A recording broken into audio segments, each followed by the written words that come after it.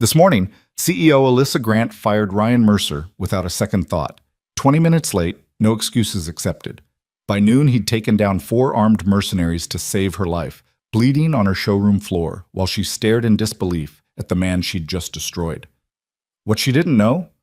Ryan was once the soldier who nearly captured the world's most dangerous tech criminal. And that criminal just found him. Stay with me until the end of this story and comment what city you're watching from. I want to see how far this journey goes. The fluorescent lights of Mercy Pediatric Urgent Care buzzed like angry wasps above Ryan Mercer's head. He sat in a plastic chair that was too small for his frame, his son Theo curled against his chest, small fingers clutching Ryan's worn jacket. The boy's forehead burned against Ryan's collarbone. 102.4 degrees, the nurse had said. High enough to worry. High enough to make every other concern in Ryan's life dissolve into background static. "Dad?" Theo whispered, his voice scratchy and small. "Am I going to be okay?" Ryan's hand, scarred across the knuckles from a life he'd left behind, moved gently through his son's sweat-dampened hair. "You're going to be fine, buddy. Just a bug.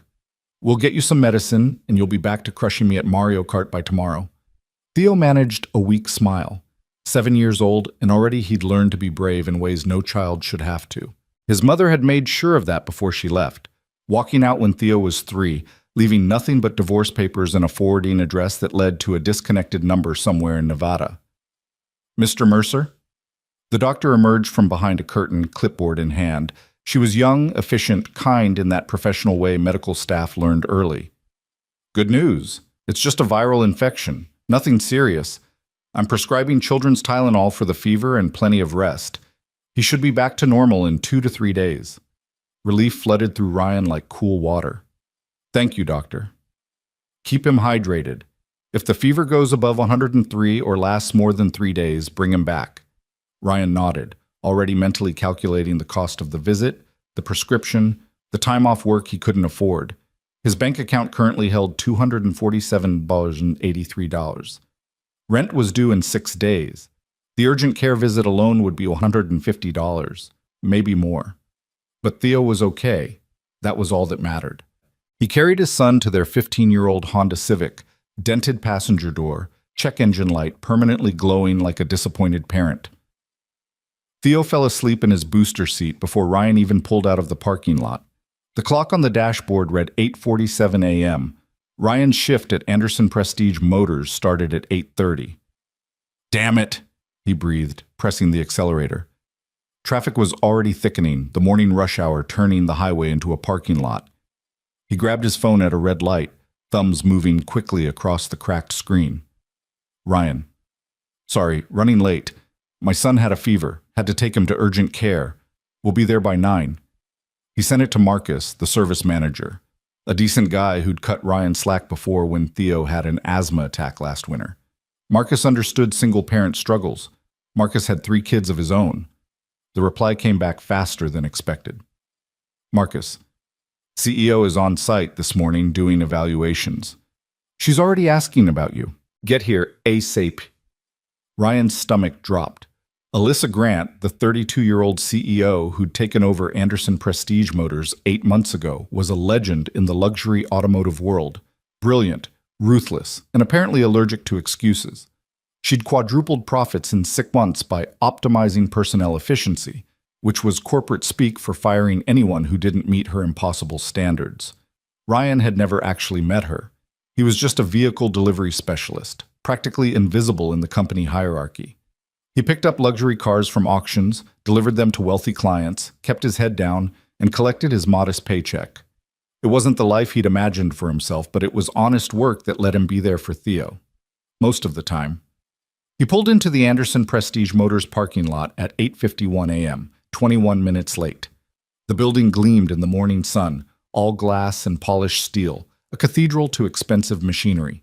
Inside the showroom, he could see the morning staff moving through their routines, polishing already spotless vehicles, arranging brochures, preparing for the day's wealthy clientele. And standing in the center of it all, clipboard in hand, was a woman who could only be Alyssa Grant. Even from the parking lot, she commanded attention.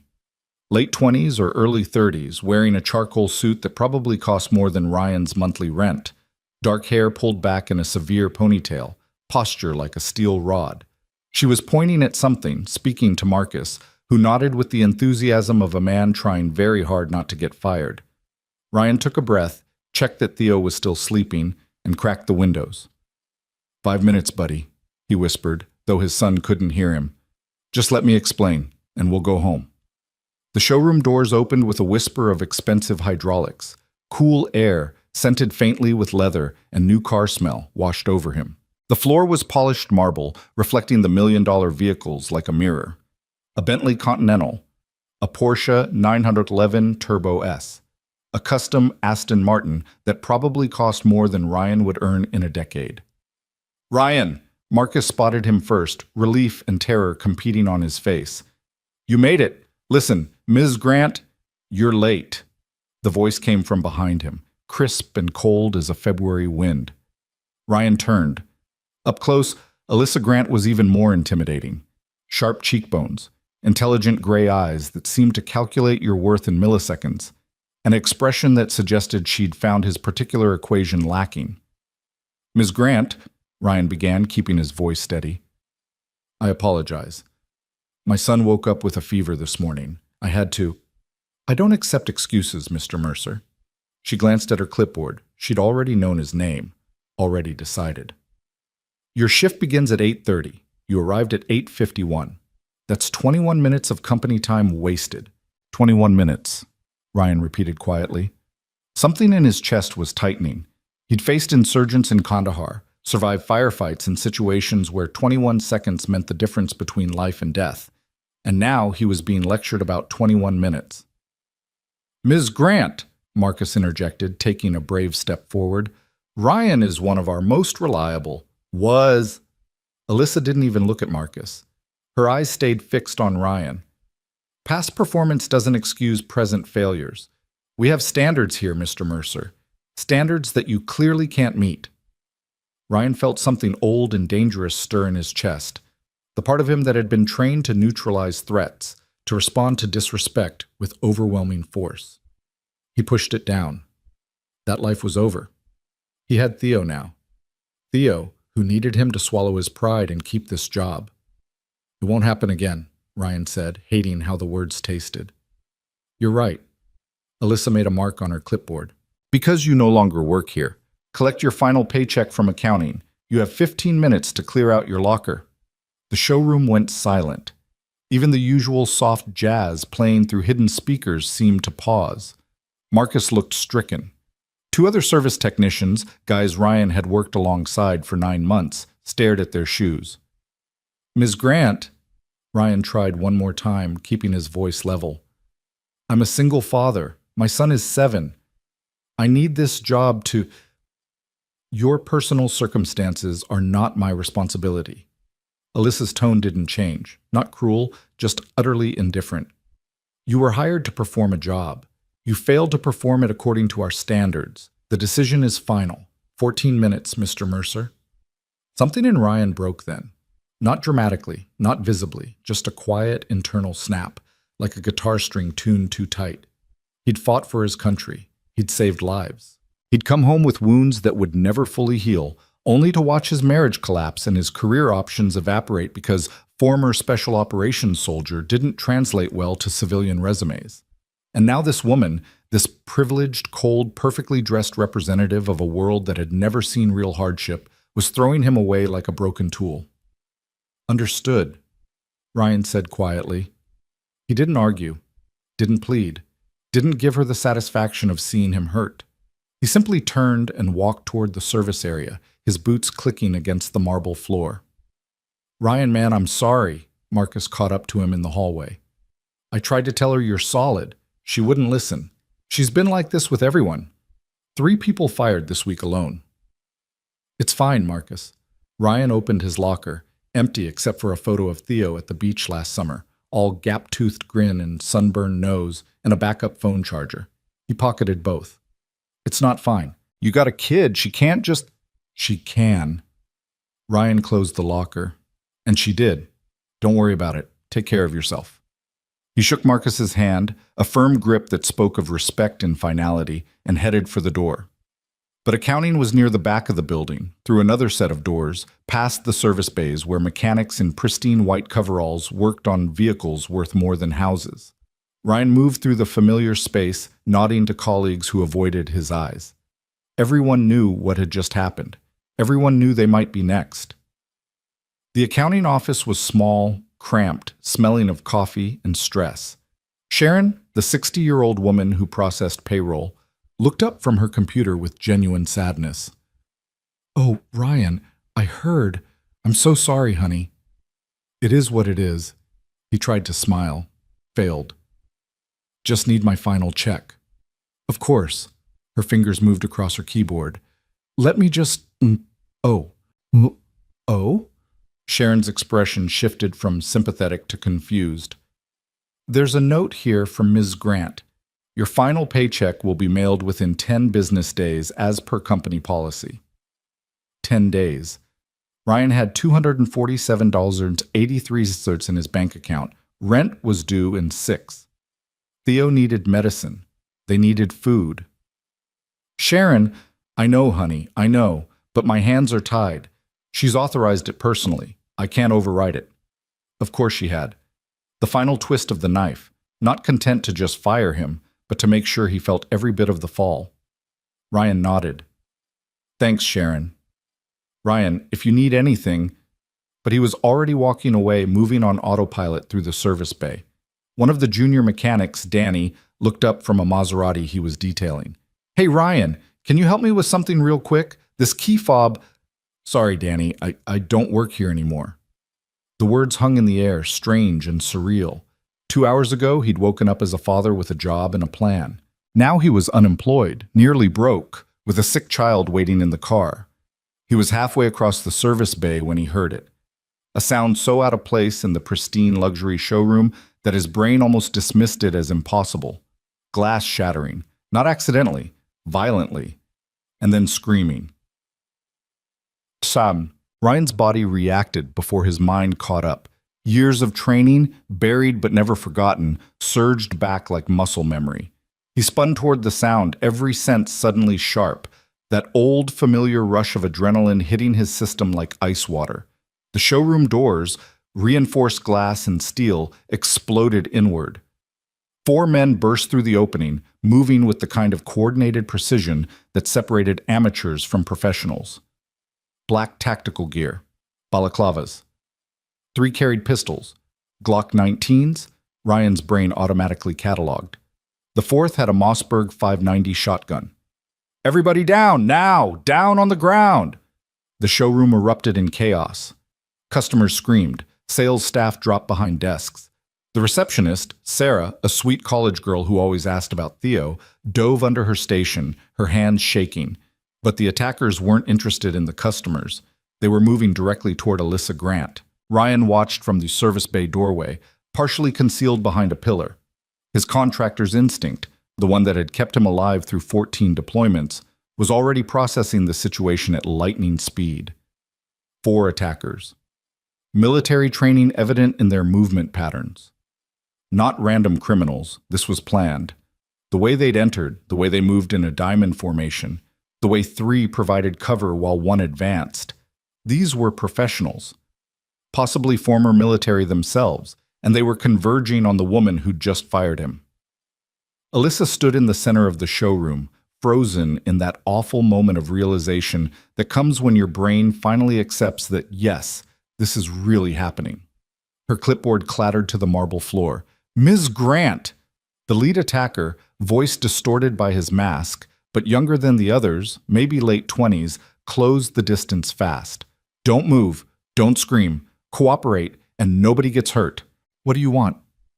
Alyssa's voice shook, but she held her ground. Ryan had to give her credit. She wasn't running. "Money? There's not money." The lead attacker grabbed her arm, wrenching it behind her back in a practiced motion. "The drive, the AI prototype. We know you're carrying it. Give it to us, now."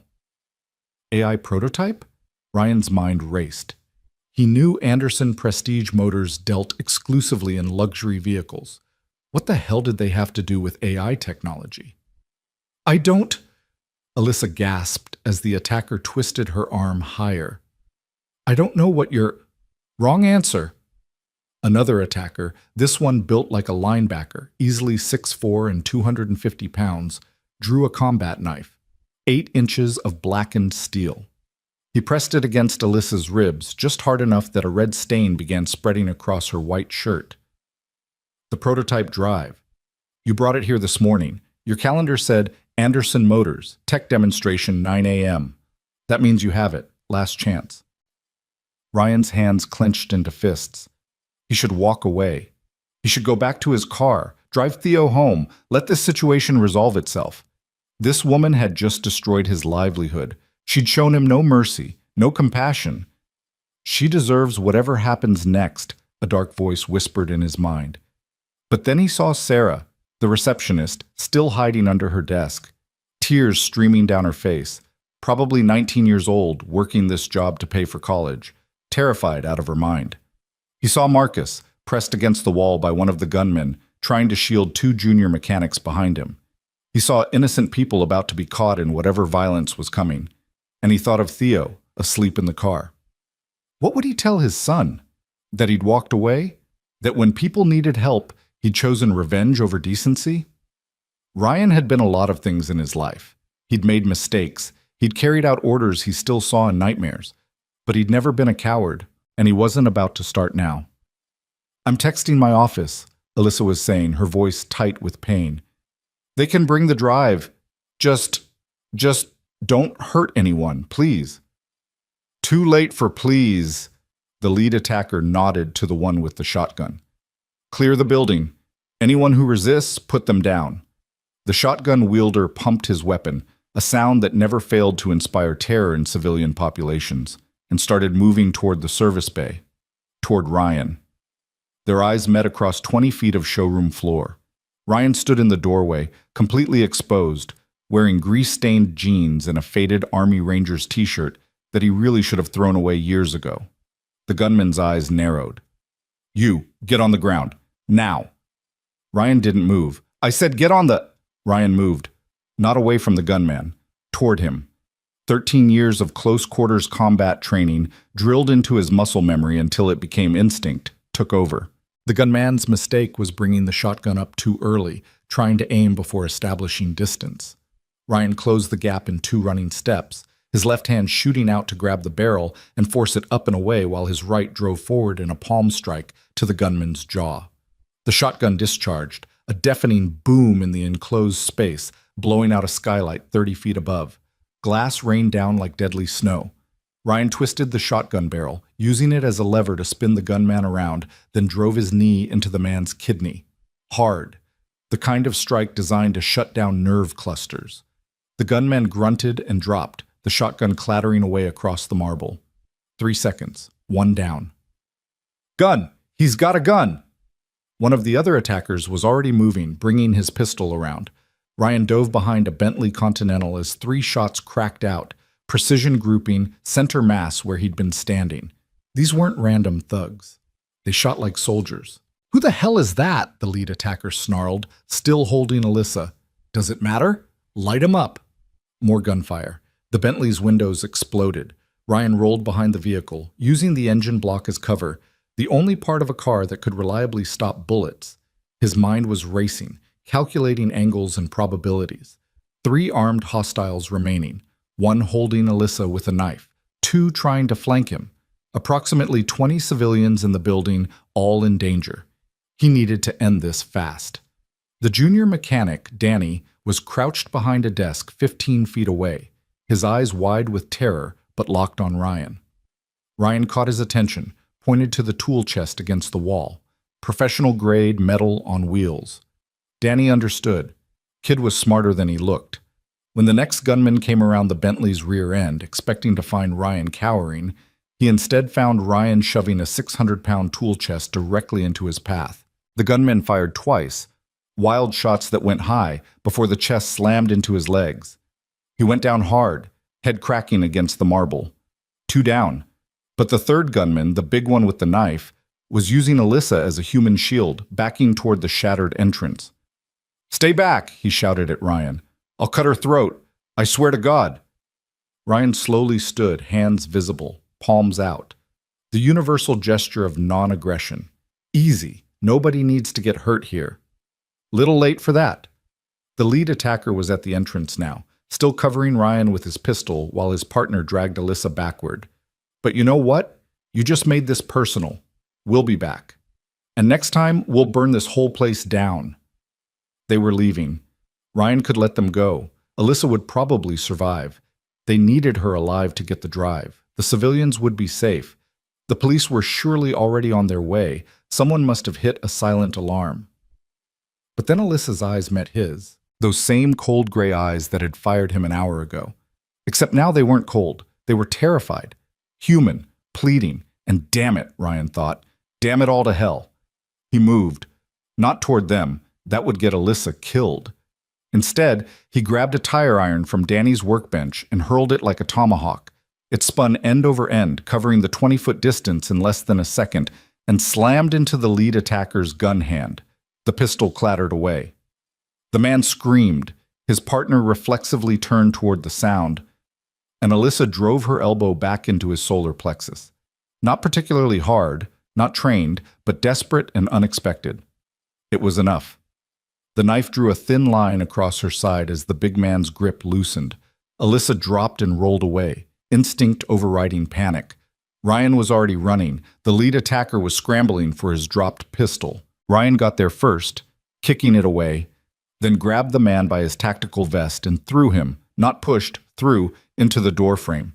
The man's head bounced off steel with a hollow thunk, and he collapsed. The big one with the knife was still up, still dangerous, rage replacing professionalism in his eyes. He charged Ryan with the knife, leading, a wild overhand strike that would have been devastating if it connected. Ryan sidestepped, caught the man's wrist, and used his momentum against him, a basic judo throw he'd learned in his first week of Army combatives training. The big man flipped and landed flat on his back, the wind rushing out of him in a painful wheeze. Ryan drove his knee into the man's chest and twisted the knife free from nerveless fingers. 4 attackers. All down. 30 seconds, start to finish. The showroom was silent except for the distant wail of approaching sirens and the quiet sobbing of shocked civilians. Ryan stood, breathing hard, holding a bloody combat knife he didn't remember picking up. His hands were shaking, adrenaline dump, he recognized clinically. His knuckles were split. His ribs ached where one of the attackers had gotten in a body shot he'd barely noticed in the moment.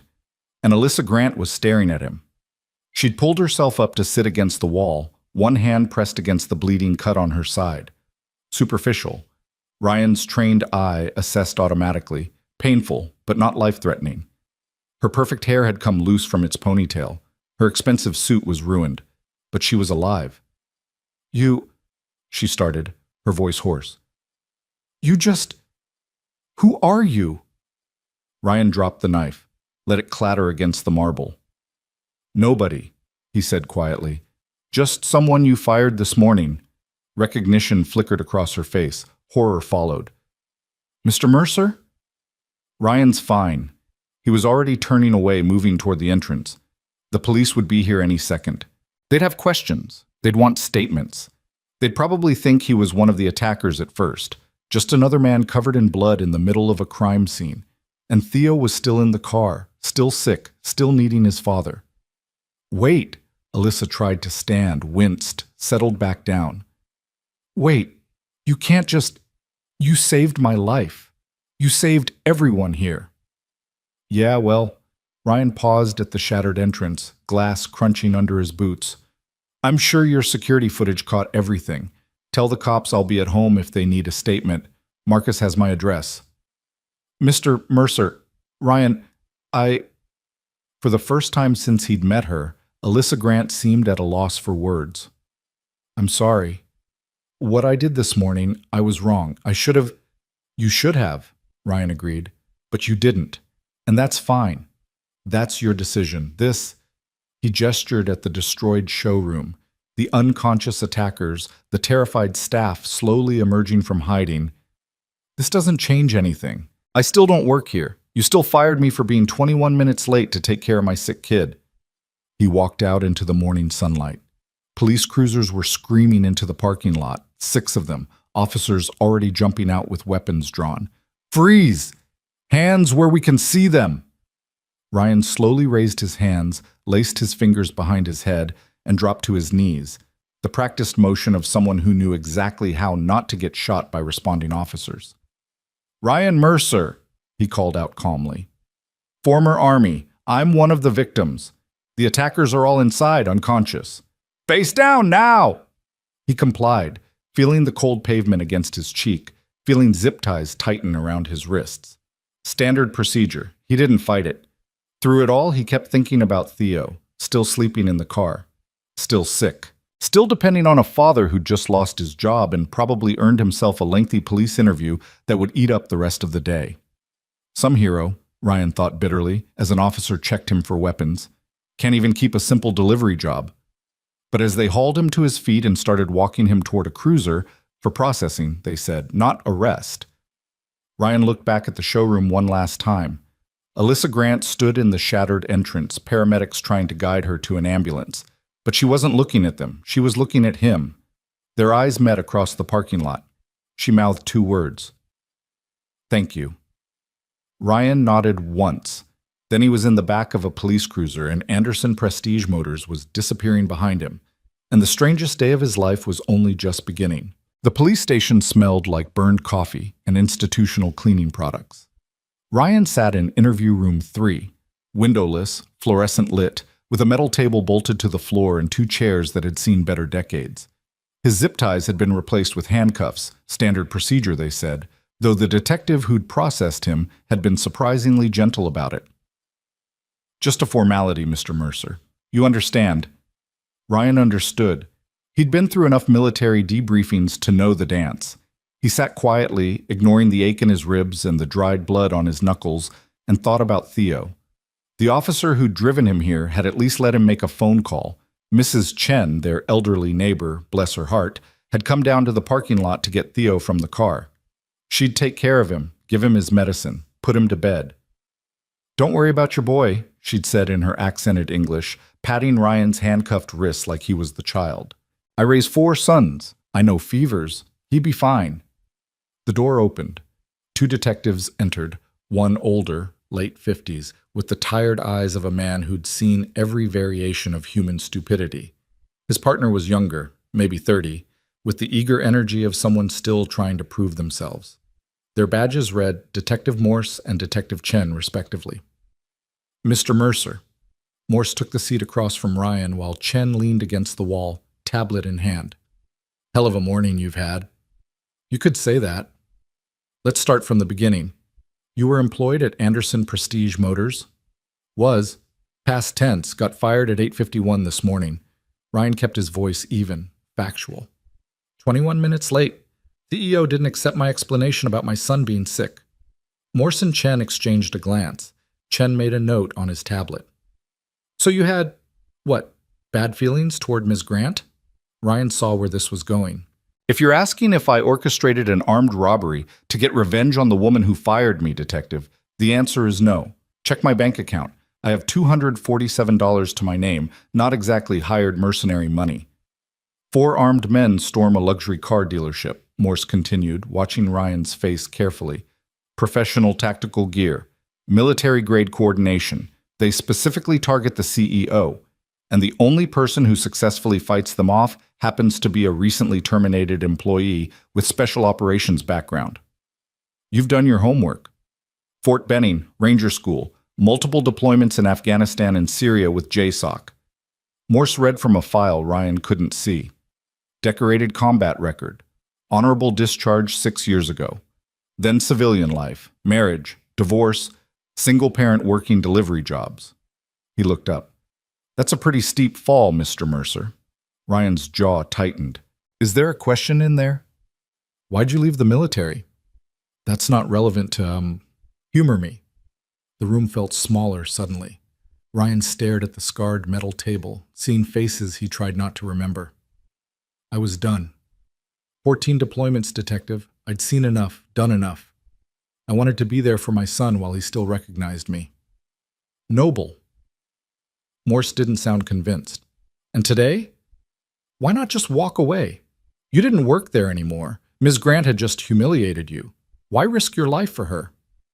Because there were 20 other people in that building. Ryan met the detective's eyes. And because it was the right thing to do. You can believe that or not. Doesn't change what happened. Chen spoke up for the first time.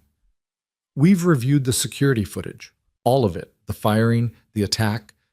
Your response time was impressive. 4 trained attackers neutralized in under 30 seconds. They weren't as trained as they thought.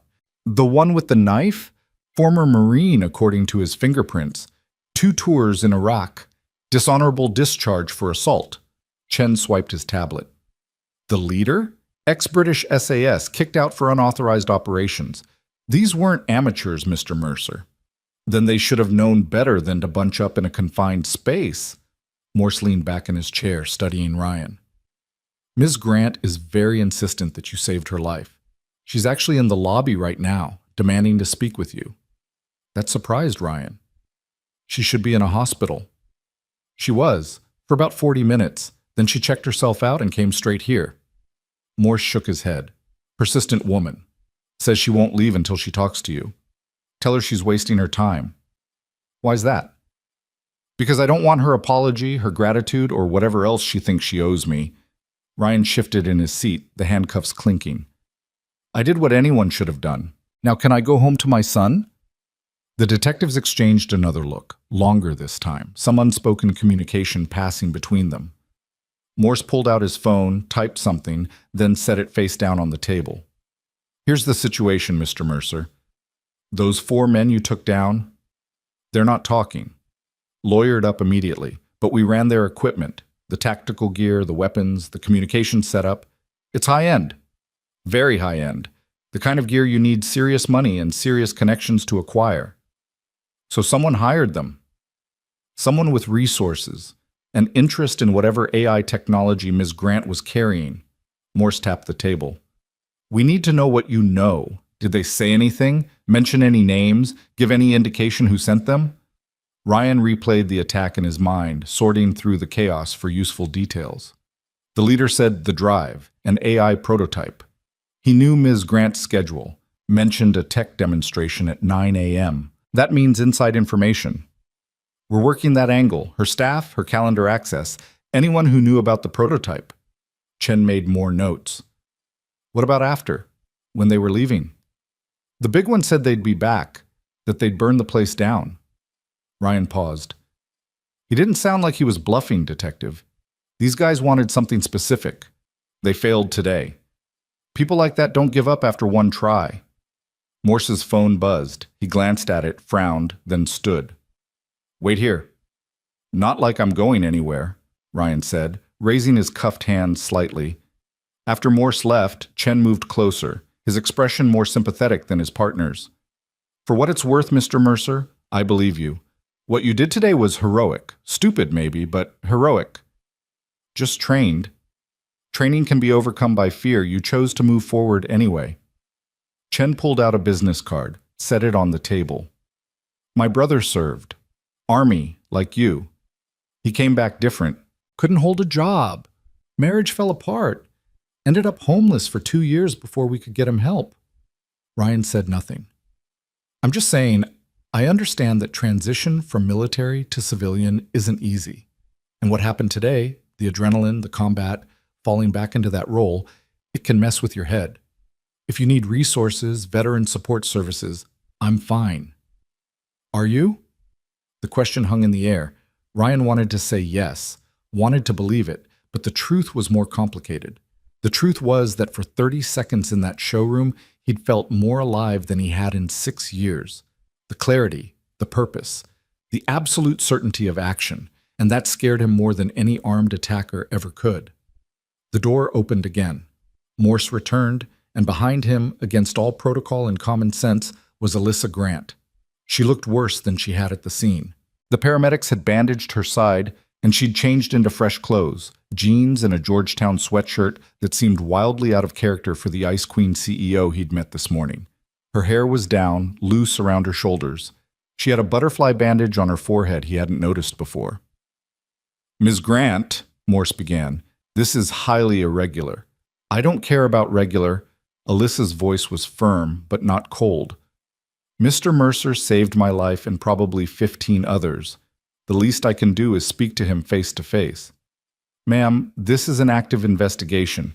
Then investigate. I'll wait. She pulled out the chair next to Morse and sat, wincing slightly from the knife wound. Until then, I'm talking to Ryan. Morse looked at Chen. Chen shrugged. They both stepped out, though Ryan could see them through the small window in the door, watching. Silence filled the interview room. Alyssa stared at Ryan. Ryan stared at the table. You're angry, she finally said. I'm tired. You should be in a hospital, too. Your knuckles have been worse. Ryan looked up. Why are you here, Ms. Grant? Alyssa, please. She folded her hands on the table, and Ryan noticed they were shaking slightly. I'm here because I owe you an apology, a real one. What I did this morning was unconscionable. You fired me for being late. That's your right as CEO. It was cruel and short-sighted, and exactly the kind of soulless corporate bullshit I swore I'd never become. She took a shaky breath. My father built Anderson Motors from nothing. He knew every employee by name. He went to their kids' baseball games. When his lead mechanic's wife got cancer, my dad paid for the treatments personally. Ryan didn't respond, but he listened. Then he died. Suddenly. Heart attack at 59. And I inherited everything at 24 years old. A company, a legacy, expectations I had no idea how to meet. Alyssa's voice cracked slightly. I was so desperate to prove I deserved it, to show I was tough enough, smart enough. I turned into exactly what I hated. Profit over people, efficiency over empathy. That why you fired 3 other people this week? She nodded, looking ashamed. Jerry Vaughn, late twice because his mother has Alzheimer's and her caretaker was sick. Michelle Torres, made a bookkeeping error, $50, Ryan, $50, because she was going through a divorce. And Sam Chen took an unauthorized break because his daughter called from school, scared about a lockdown drill. Jesus, I know. Alyssa met his eyes. I know. And then this morning you came in 21 minutes late because your 7-year-old son had a fever, and I fired you. Without listening, without caring, because I'd convinced myself that caring made you weak. And now? Now I watched you risk your life for a building full of people who meant nothing to you, for a woman who just destroyed your livelihood. You could have walked away. God knows you had every right to. But you didn't. She leaned forward. So I'm here to say I was wrong, completely, catastrophically wrong, and to ask what I can do to make it right. Ryan studied her, looking for the manipulation, the corporate calculation, but all he saw was genuine regret. And something else, fear, maybe, vulnerability. The mask had cracked. You can let me go home to my son, he said quietly. That's all I want. I already gave them my statement. They're processing your release now, but Ryan, we're done here, Ms. Grant. Alyssa, and no, we're not. She pulled something from her pocket, a business card, expensive stock with embossed lettering. Those men today? They mentioned an AI prototype. They knew my schedule. They had professional equipment and military training. I told the detectives. I'm not talking about the police. Alyssa set the card in front of him. Anderson Motors is just my family business. My real company, the one I built myself, is called Nexus Core. We develop AI systems for autonomous vehicles. The prototype they wanted is worth $40 million and represents 3 years of research. Ryan glanced at the card. It listed her as CEO and founder, with an address in Silicon Valley. That attack today was just the first attempt, Alyssa continued. Whoever hired those men knows what I'm carrying and knows it's valuable. They'll try again, and next time, they'll be better prepared. Hire professional security. I have professional security. They're excellent at preventing corporate espionage and handling standard threats. But today showed me something. She leaned closer. I need someone who understands real violence. Someone who can think like the people coming after me. Someone who's been in actual combat situations. Ryan saw where this was going. No. You haven't heard my offer. I don't need to. I'm not a bodyguard. I'm not a mercenary. I'm a single dad trying to keep a roof over my son's head. He stood, the handcuffs forcing him to move awkwardly. Find someone else to play soldier for you. 60,000. Ryan stopped. $60,000. That's my opening offer. Plus full benefits, health insurance, dental, vision, a company car, and flexible hours so you can be there for Theo. Alyssa stood too. I did my research while you were being questioned. You've been working 3 different delivery jobs trying to make ends meet. You're 2 months behind on rent. Theo's school fees are overdue. You had no right. I had every right. You saved my life, Ryan. That means I owe you a debt, and I pay my debts. She moved closer, her voice dropping. I'm not asking you to kill anyone. I'm asking you to help me stay alive long enough to complete this project. 3 months. That's all. 12 weeks of protection detail while I finalize the AI system and secure it with the Department of Defense. After that, it's out of my hands and the threat level drops to 0. 60,000. Ryan's voice was flat. For 3 months. And if you're worried about Theo, I'll arrange childcare. The best in the city. Or he can come to work with you. I'll set up a private space with everything he needs. It was a ridiculous amount of money for what she was describing, which meant she was either desperate or lying about the actual danger level. Probably both. Why me? Ryan asked. There are thousands of former soldiers in this city alone. Private security firms that specialize in exactly what you're describing. Because they didn't save me today. You did. Alyssa's gray eyes held his.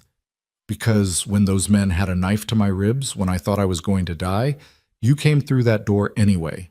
Not for money, not for glory, just because it was right. That's not training, Ryan. That's character. The door opened. Morse stuck his head in. Mr. Mercer, you're free to go. We'll need you to come back tomorrow to sign your official statement, but for now, he noticed Alyssa. Ms. Grant, I asked you to wait outside. We're done. Alyssa stepped back. Think about it, Ryan. Take tonight. Be with your son. The offer stands until tomorrow at noon. I don't need to think about it. Take the night anyway. She headed for the door, then paused. Oh, and Ryan? I already processed your final paycheck. It's being overnighted to your address. You'll have it tomorrow morning. Then she was gone, leaving only the scent of expensive perfume and the business card on the table. Morse came forward with a handcuff key. For what it's worth, Mr. Mercer, she seems sincere, and that's a generous offer. Too generous, Ryan said as the cuffs came off. He rubbed his wrists, feeling the circulation return, which means the danger is worse than she's letting on. Probably. Morse handed him a property envelope, his phone, wallet, keys, but 60,000 could change your life. Could also end it. Ryan signed the release forms, collected his belongings, and walked out of the police station into late afternoon sunlight. The world felt surreal, too bright, too normal. People walked past on the sidewalk, absorbed in their phones, their lives, completely unaware that Ryan's entire existence had been upended in the span of 6 hours. His phone had 37 missed calls, most from numbers he didn't recognize, probably reporters who'd gotten his contact information somehow. 3 from Mrs. Chen, 1 from Marcus. He called Mrs. Chen first. Ryan! Oh, thank goodness. Your boy, he asking for you. The medicine working. Fever is down. Relief flooded through him. Thank you, Mrs. Chen. I'll be there in 20 minutes. Take your time. We watching cartoons. He is good boy, your Theo. The best, Ryan agreed.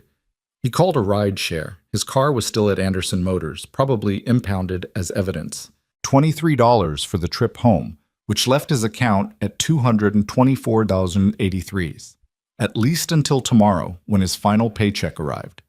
The driver was a college kid who mercifully didn't try to make conversation. Ryan sat in the back seat and stared out the window, watching the city slide past.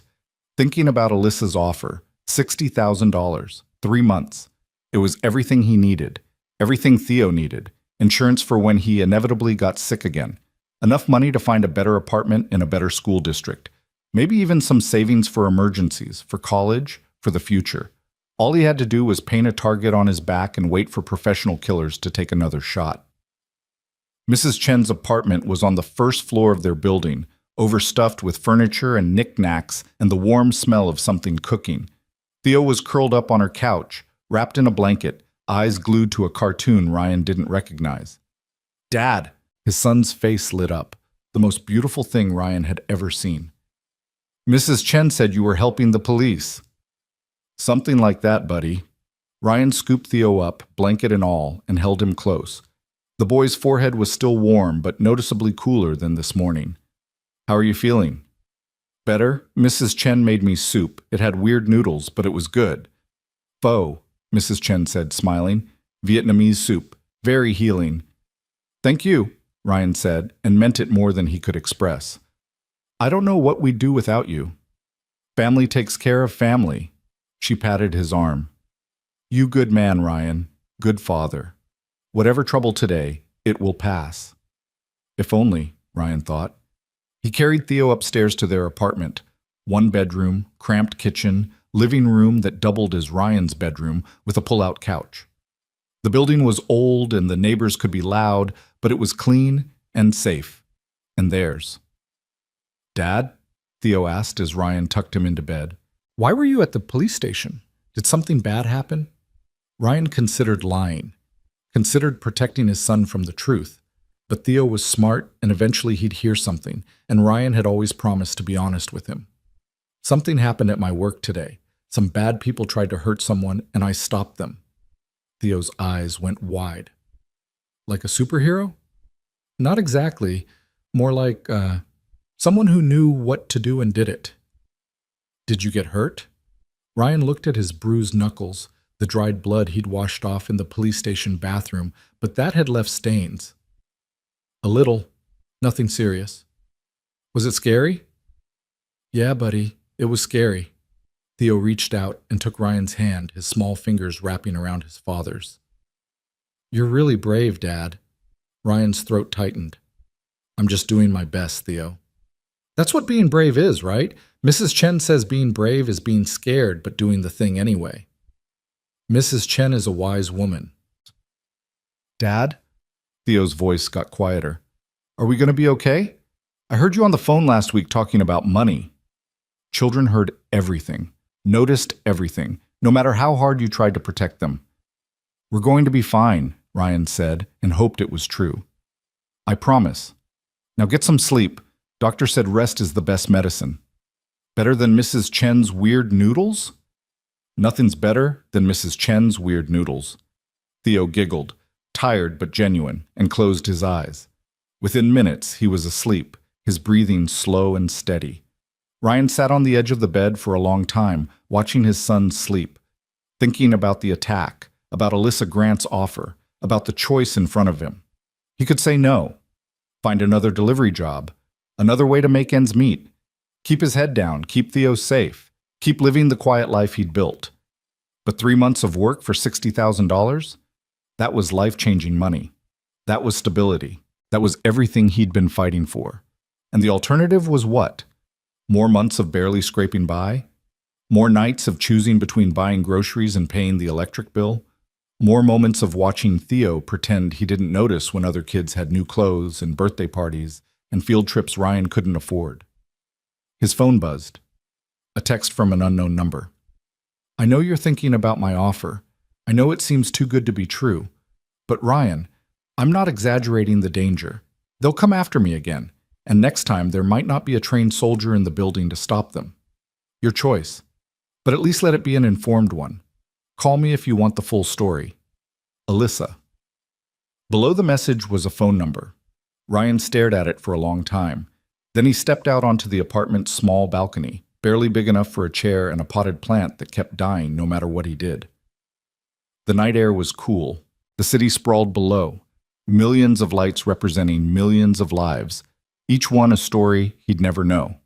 He pulled out Alyssa's business card, turned it over in his hands. Nexus Core. Autonomous Vehicle AI Systems. $40 million prototype.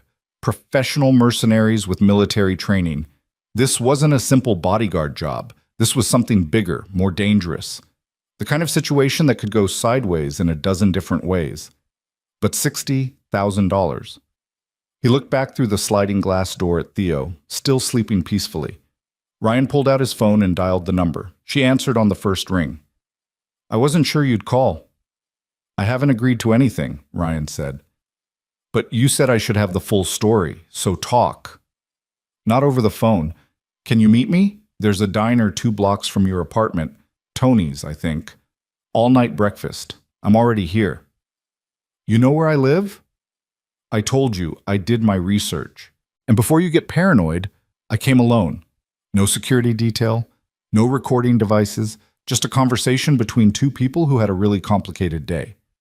Ryan should have said no, should have hung up, gone inside, forgotten the whole thing. Instead, he said, "Give me 10 minutes."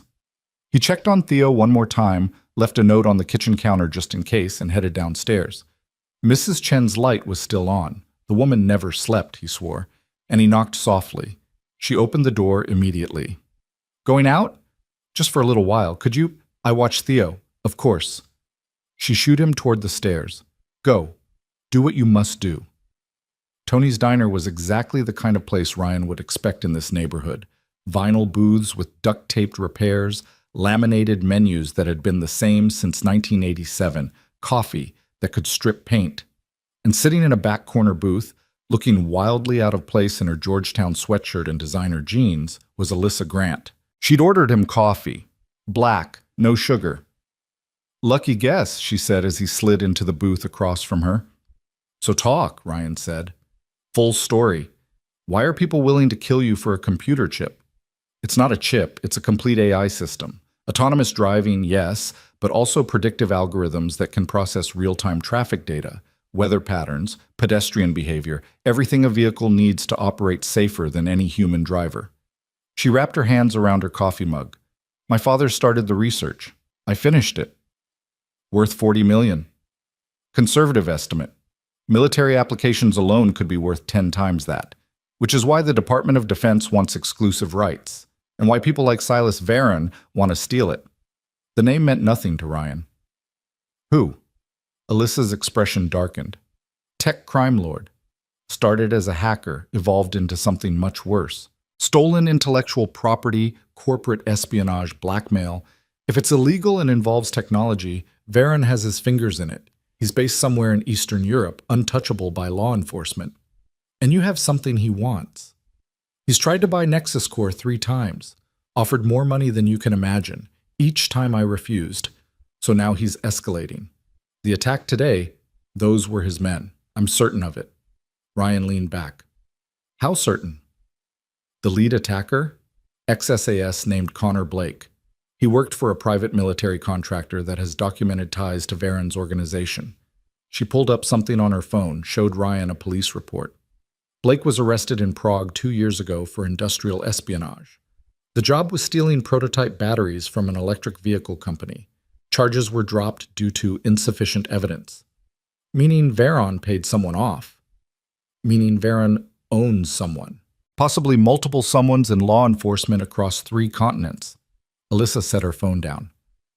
The other 3 attackers have similar backgrounds. All mercenaries. All with connections to jobs that benefited Varon. So why not give the prototype to the Department of Defense now? Get it out of your hands. The demonstration is in 3 months. The DoD won't take partial work. They need the complete system, fully tested and certified.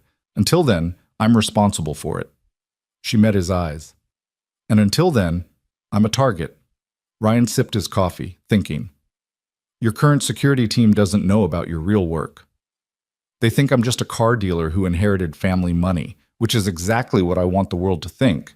Nexus Core operates under multiple shell companies, NDAs, classified partnerships. Even today, when those men mentioned the AI prototype, my own staff had no idea what they were talking about. Operational security. If that's what you military types call it, then yes. It's good, Ryan admitted. But it only works until it doesn't. Those men knew your schedule down to the hour. That's not lucky guessing. I know. Which means I have a leak somewhere. Someone in my company or my security team or maybe even the DoD itself. She leaned forward.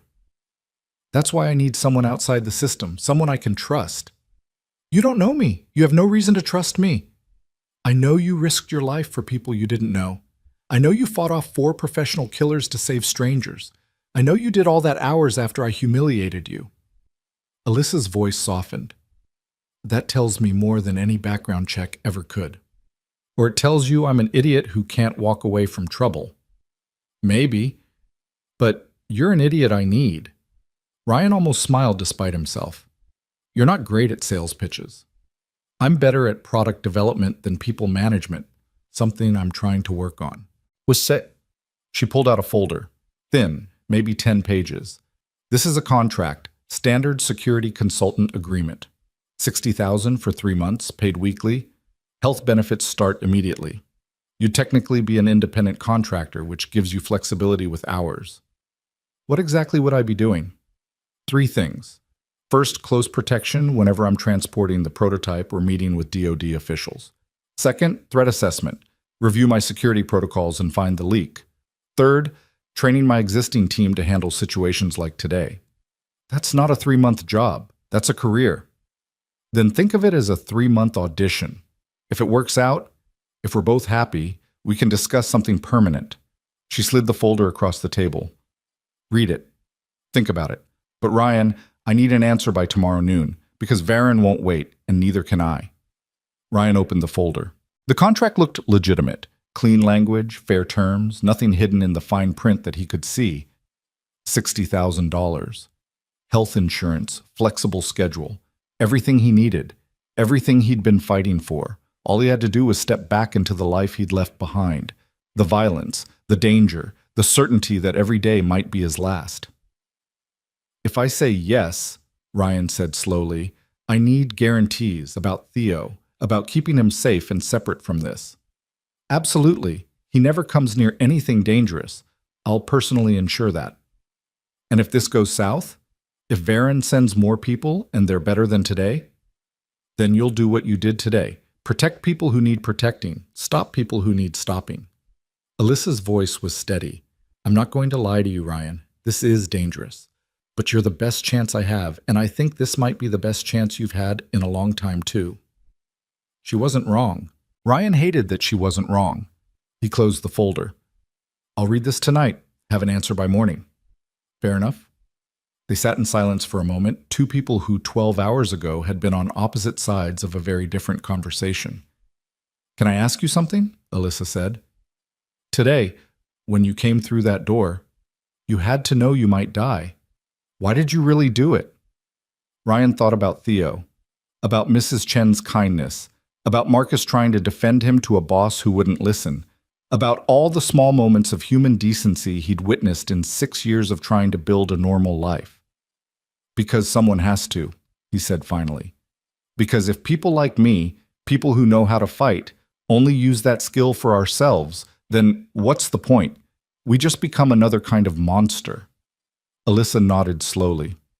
My father used to say something similar, that power without responsibility is just tyranny in waiting. Smart man. He was.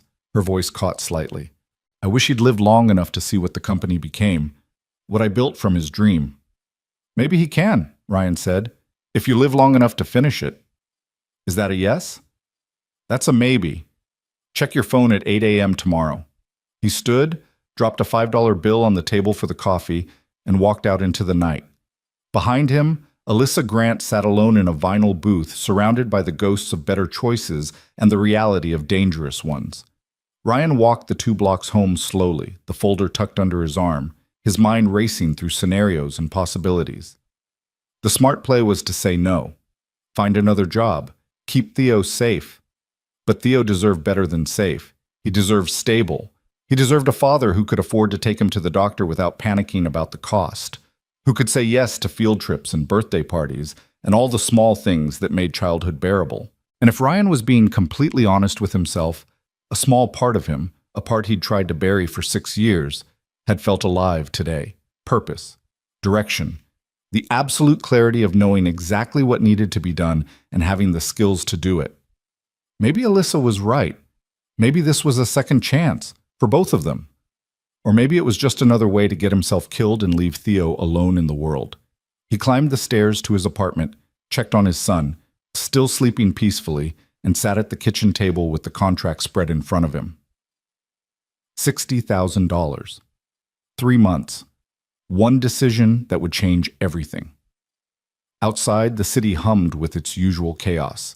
completely unaware that somewhere in the shadows, Silas Veron was planning his next move. And tomorrow morning, Ryan Mercer would have to decide if he was ready to face it. Ryan didn't sleep that night. He sat at the kitchen table until 3 a.m., reading the contract 4 times, making notes in the margins, running scenarios in his head. Every calculation came back to the same conclusion.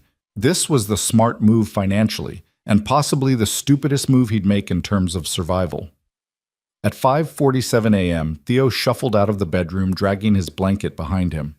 His fever had broken completely, leaving him rumpled and sleepy but healthy. "Dad, why are you still awake?" "Just thinking, buddy." Ryan pulled his son onto his lap, breathing in the kid smell of him, shampoo and sleep and innocence. "How do you feel?" "Hungry." Theo yawned. "Can we have pancakes?" They could barely afford groceries, but Ryan nodded anyway. "Pancakes it is." While the batter mixed and the griddle heated, Theo sat at the table coloring in a dinosaur book, humming tunelessly. Normal, safe, everything Ryan had fought to give him. "Dad?" Theo looked up, purple crayon in hand. "Are you going to get a new job?" "Maybe. Would that be okay? Will you still have time to pick me up from school?" And there it was, the real question, the one that mattered more than money or danger or pride. "Always," Ryan promised. "No matter what job I have, I'll always be there for you." "Okay." Theo went back to his coloring, satisfied with that simple assurance. At exactly 8 a.m., Ryan sent the text. "Ryan, I'm in. But we do this my way, my rules." And Theo stays completely separate from everything, non-negotiable. The response came within 30 seconds. "Alyssa, agreed. Come to Nexus Corps headquarters at 10 a.m. Address below. Bring Theo if you need to. I meant what I said about childcare." She'd included an address in a business district Ryan had only seen from the highway, glass towers and corporate campuses where people who wore suits to work played with technologies that would reshape the world. "Change of plans, buddy," Ryan said, plating the pancakes. "How'd you like to see where Dad's new job might be?" Theo's eyes lit up. "Can I?" "Yep, but you have to promise to be on your best behavior." "I promise." 2 hours later, Ryan pulled his battered Honda into a parking garage beneath a building that looked like it belonged in a science fiction movie. All curves and reflective glass, with a lobby that felt more like an art museum than an office. A young woman in a blazer met them at the reception desk. "Mr. Mercer, I'm Jennifer, Ms. Grant's executive assistant. She's expecting you." Jennifer's eyes dropped to Theo, and her professional smile warmed into something genuine. "And you must be Theo. Ms. Grant told me you might be coming. We've set up something special for you." "Special?" Theo looked up at Ryan, uncertain. "It's okay," Ryan said, though his instincts were already cataloging exits and potential threats, old habits. Jennifer led them through security, retinal scanners, metal detectors, guards who were clearly ex-military from the way they carried themselves. This wasn't standard corporate security. This was fortress-level protection. The executive floor was quieter, more refined. Through glass-walled conference rooms, Ryan could see engineers hunched over laptops, whiteboards covered in equations he didn't understand. This was where the real work happened, far from the luxury car showroom that served as Alyssa's public face. "Ms. Grant is finishing a call," Jennifer said, stopping at a corner office. "But in the meantime, Theo, how would you like to see something cool?" She opened a door across the hall.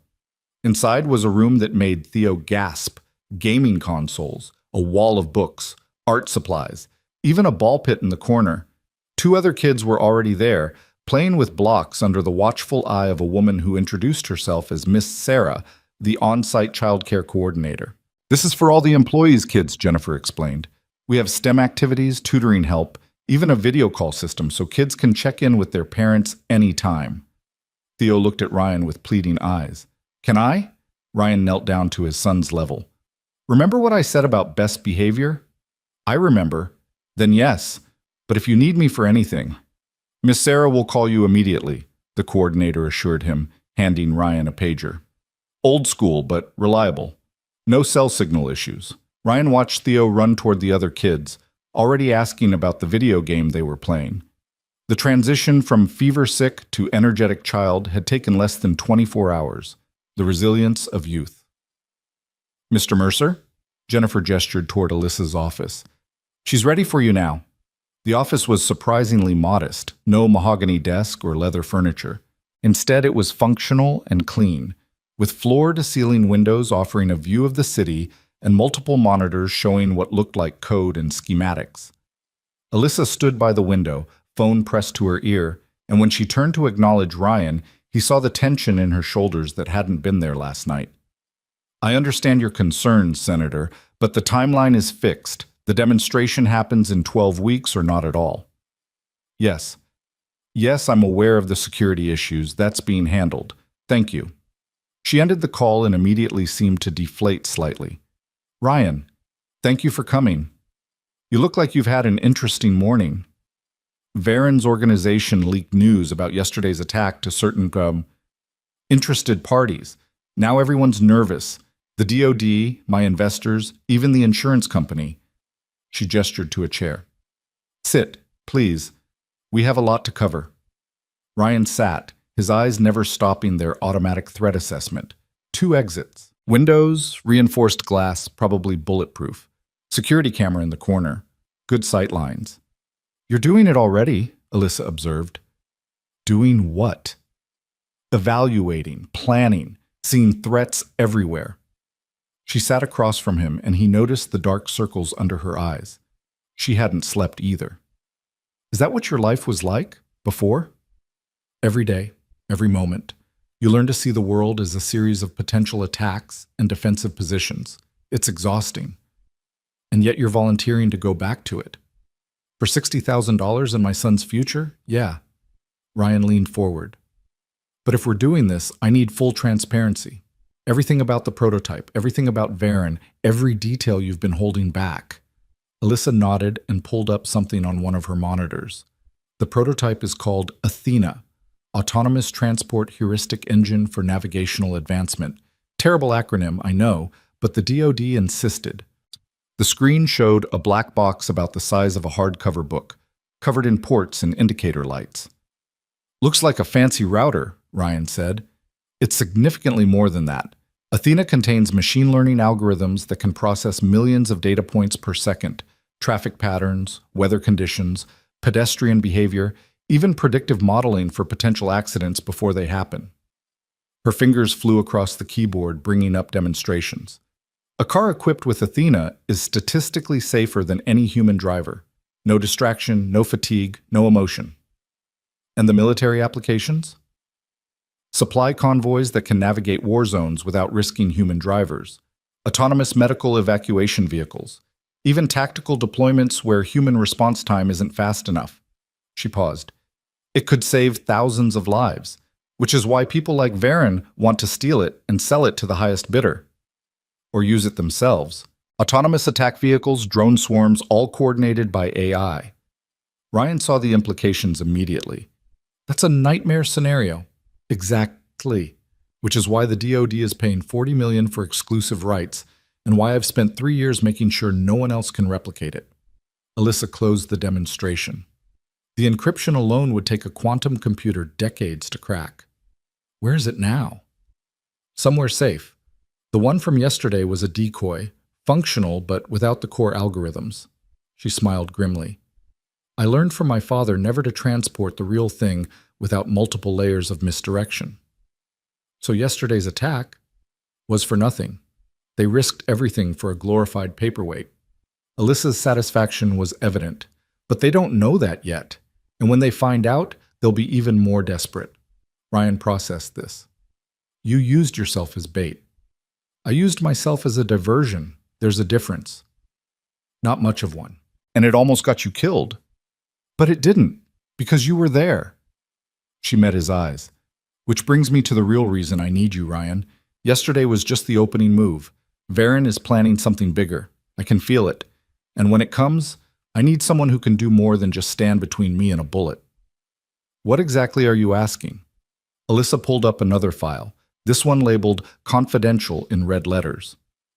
3 weeks from now, there's a closed demonstration for DoD officials. Top secret location, maximum security, the works. That's when I'll be transporting the real Athena. That's when Veron will make his real move. You're certain? As certain as I can be. He's been escalating for months. Cyber attacks on my servers, attempted bribery of my staff, even a suspicious car accident that totaled my vehicle last month. He's building towards something. And the demonstration is his last chance to steal Athena before it disappears into a government facility forever. Ryan leaned back, thinking through the tactical implications. 3 weeks. That's not much time to prepare. Which is why I need you starting today. I need you to evaluate my security, find the leak in my organization, and develop a protection protocol that can survive whatever Veron throws at us. She handed him a tablet. This contains everything: personnel files, security footage from yesterday, communications logs, financial records, full access, no restrictions. You're trusting me with classified information. I'm trusting you with my life. The information is secondary. Alyssa stood and walked to the window, looking out at the city. My father used to say that technology is only as good as the people who protect it. He meant it literally, that security systems matter. But I think he also meant it philosophically, that we have to trust someone eventually, or we're just prisoners of our own paranoia. Paranoia keeps you alive. So does faith. She turned back to him. I have faith in you, Ryan. Despite what happened yesterday morning, despite knowing you for less than a day. Call it instinct or desperation or stupidity, but there it is. Ryan took the tablet. The weight of it felt significant, symbolic. If I find the leak and it's someone you care about, someone you trust, then you tell me anyway. No exceptions. Her voice was firm. I can't afford loyalty that compromises security. All right, then let's start with your inner circle. Who has access to your schedule? Jennifer, my executive assistant. Marcus Chen, my head of security, different from the Marcus at the dealership. Dr. Sarah Kwan, my lead engineer, and David Torres, my business partner and COO. She counted them on her fingers. 4 people, all vetted, all trusted. Anyone else? The DoD liaison, Colonel Richard Vance, but he's military intelligence with 30 years of service. I'd stake my life on his integrity. You are staking your life. That's the problem. Ryan opened the tablet and started scrolling through files. I need to interview each of them, today, if possible. And I need access to your digital security systems, firewalls, encryption, server logs. Done. I'll have Jennifer schedule the interviews. Alyssa moved back to her desk, her fingers already typing. What else? Physical security of the building. I saw the measures downstairs, but I need to evaluate protocols, response times, backup procedures, and I need to know where the real Athena is stored. That's complicated. Uncomplicated. Alyssa hesitated, then seemed to make a decision. Follow me. She led him out of the office, past Jennifer, who handed Ryan a visitor badge without comment, and to an elevator Ryan hadn't noticed before. Hidden behind a panel that required both a key card and a biometric scan to access. This building has 3 basement levels, Alyssa explained as the elevator descended. B1 is parking, B2 is server storage, and IT infrastructure. B3 is something else entirely. The elevator opened onto a corridor that belonged in a military installation, not a corporate building. Armed guards, 2 of them, professional and alert, flanked a vault door that looked like it could survive a nuclear blast. Ms. Grant, one guard acknowledged, we weren't informed about visitors. This is Ryan Mercer, our new security consultant. He's cleared for level black access. The guards exchanged glances but didn't argue. Level black, apparently, was serious. Beyond the vault door was a laboratory. Pristine white walls, climate-controlled, with workstations that held equipment Ryan couldn't begin to identify. And in the center, inside what looked like a transparent containment cube, sat Athena. Up close, it was more impressive than the photo suggested. The black casing had an almost organic quality, and the indicator lights pulsed in patterns that seemed almost alive. Jesus, Ryan breathed. That's really it. 3 years of work, $40 million of research, the future of autonomous transportation. Alyssa approached the containment cube, pressing her hand against the transparent surface. My father started this project before he died. I finished it for him, for his legacy. And now you're risking everything to protect it. Because some things are worth the risk. She turned to him. You understand that, don't you? You risked your life yesterday for people you didn't even know. That's the same principle, just a different scale. Ryan walked around the containment cube, examining the security measures. Biometric locks, motion sensors, what looked like some kind of electromagnetic field generator. How many people have access to this room? 5. Me, Dr. Kwan, Marcus Chen, Colonel Vance for DoD oversight, and now you. Not your COO? David handles business operations. He's brilliant with finances and contracts, but he's not technical. He's never even seen Athena in person. That was interesting. A business partner kept at arm's length from the core product, either very good compartmentalization or a sign of trust issues. Tell me about David Torres, Ryan said. We went to Stanford together. He helped me start Nexus Core, brought in the initial investors, structured the company. He's been my partner for 8 years. Alyssa's voice carried genuine affection. I trust him completely. Everyone's trustworthy until they're not. I'll need to interview him first. Ryan, non-negotiable. You hired me to find the leak. That means everyone gets scrutinized. No exceptions. Alyssa nodded reluctantly. Fine, but go easy on him. David's been under enormous stress with the demonstration coming up. The investors are breathing down his neck. I'll be professional. Ryan took photos of the security setup with the tablet. But I need honest answers, not comfortable ones. They rode the elevator back up in silence. When the doors opened, Jennifer was waiting with a concerned expression. Ms. Grant, we have a situation. David is in your office and he's upset. About what? The police called him this morning. Apparently one of yesterday's attackers made bail and disappeared. They're concerned about retaliation. Ryan's instincts flared. Which attacker? Connor Blake, the leader. Jennifer checked her notes. He posted a $2 million bond at 6 a.m. and was gone by 7. Police put out a warrant, but he's probably already out of the country, Ryan finished, or planning his next move. They found David Torres in Alyssa's office, pacing like a caged animal. He was mid-30s, expensive suit, the kind of polished presentation that came from years of pitching to investors. But right now, that polish was cracking. $2 million bond, Alyssa. Do you understand what that means? Someone with serious resources wanted him out. Someone who's still coming after you. He stopped when he noticed Ryan. Who's this? David, this is Ryan Mercer. He's our the guy from yesterday. The one who fought off the attackers. David looked Ryan up and down, clearly unimpressed by the jeans and faded t-shirt. No offense, but we need professional security. Ex-Secret Service, maybe Blackwater. Not a former Army Ranger who saved your business partner's life? Ryan kept his voice level. Yeah, I get it. I don't look the part. It's not about looks, it's about credentials. And David, Alyssa's voice cut through the tension, Ryan has my full confidence. And right now, he needs to ask you some questions. David's eyes narrowed. Questions about what? About your access to my schedule, your communications with outside parties, your financial records for the past 6 months. Ryan moved further into the office, positioning himself between David and the door. Subtle, but tactical. Standard security review, nothing personal. Nothing personal. You're investigating me? I'm investigating everyone, Ryan said calmly. That's the job. So you can cooperate now and we can do this the easy way, or you can make it difficult and we'll do it anyway. Your choice. David looked at Alyssa. You're seriously allowing this? I'm insisting on it. Her voice was firm. Someone leaked my schedule to those attackers.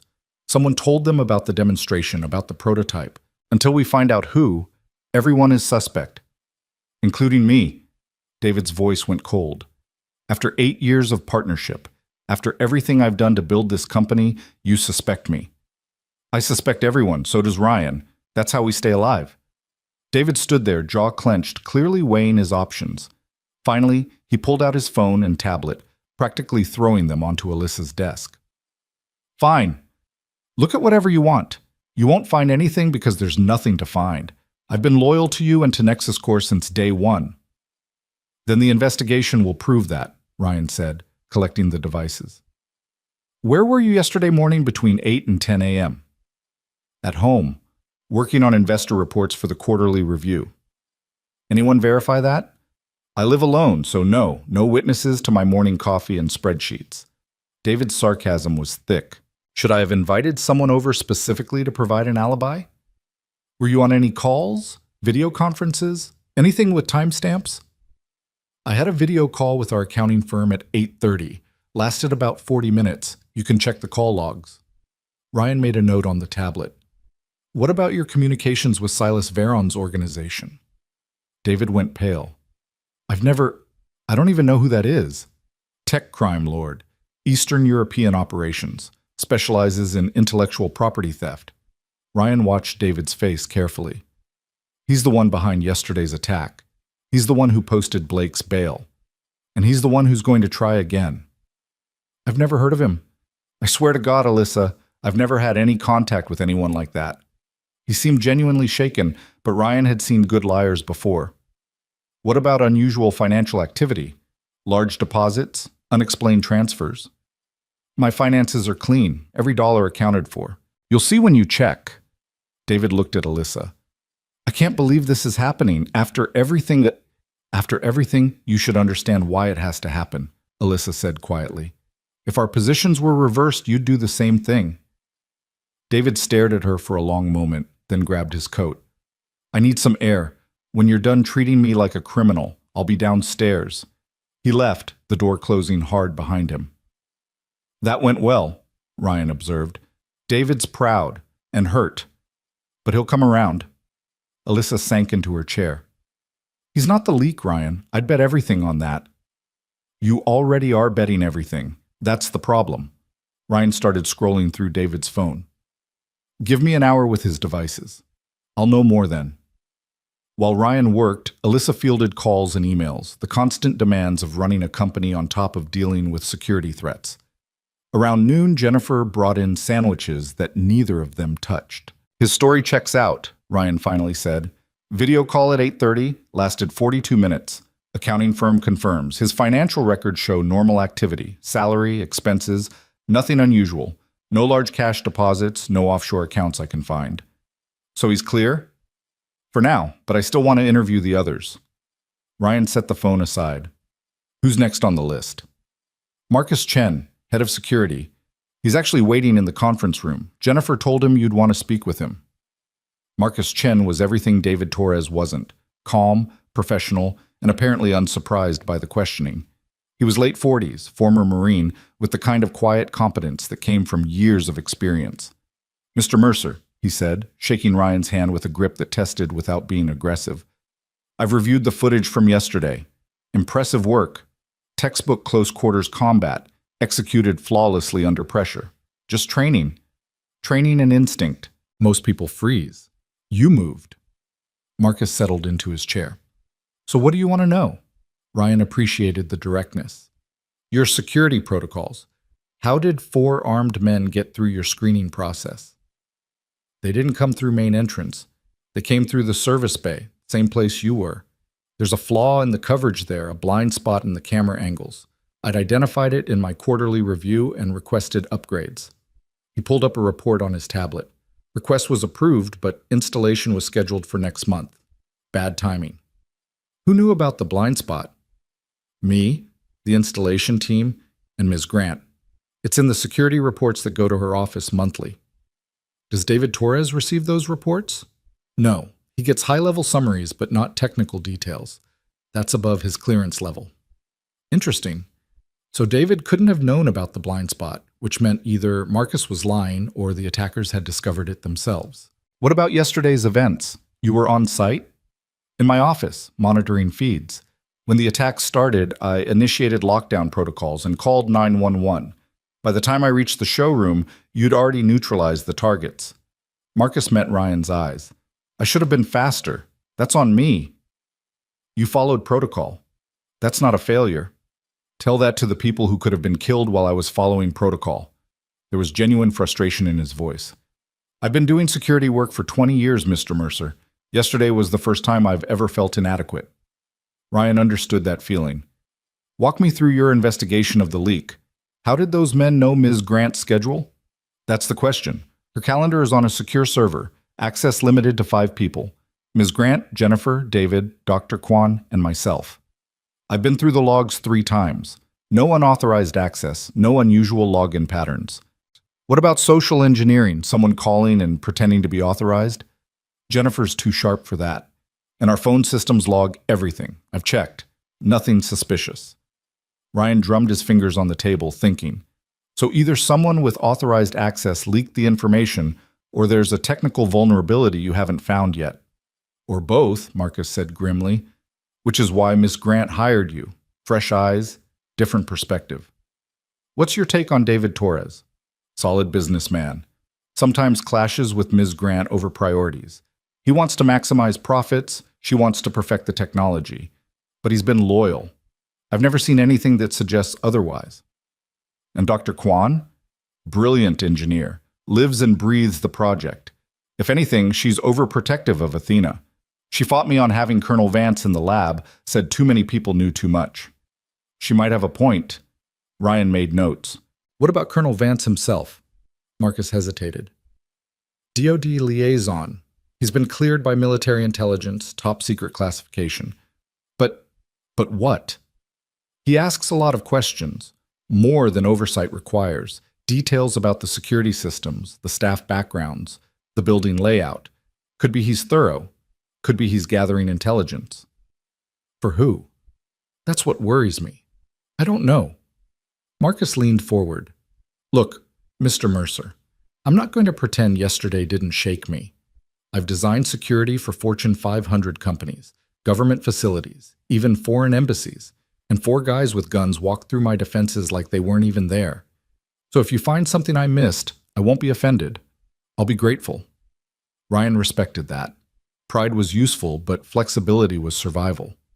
I'll need full access to your security systems, server logs, camera feeds, badge reader data, everything. You'll have it within the hour. Marcus stood, offering his hand again.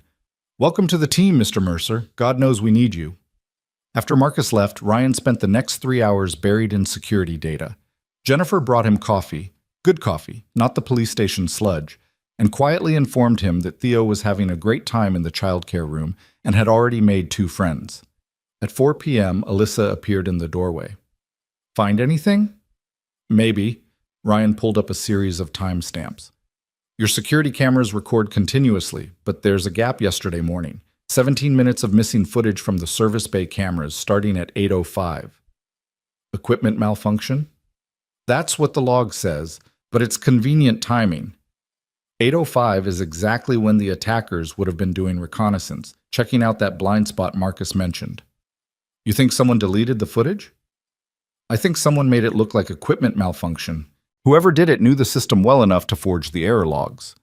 Ryan showed her the code. See this? It's almost perfect, but there's a timestamp inconsistency, microseconds off. A human reviewing it would miss it, but a program checking patterns would catch it. Marcus would know how to do that.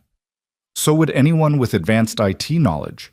Dr. Kwan, maybe even someone from your engineering team. Ryan closed the laptop. I need to talk to Kwan next, and then Vance. Sarah's in the lab. I'll take you down. They retrieved Theo first, happy and exhausted from playing, clutching a drawing he'd made of what he claimed was Ryan fighting dragons. That's you, Dad! You're the hero! Ryan's chest tightened. How about we get you home, hero? Mrs. Chen is probably wondering where we are. But Theo yawned. Can I stay a little longer? We were going to watch a movie. Alyssa crouched down to Theo's level. How about this? You stay and finish the movie, and your dad will come back to get you in an hour. Miss Sarah will take excellent care of you. Is that okay, Dad?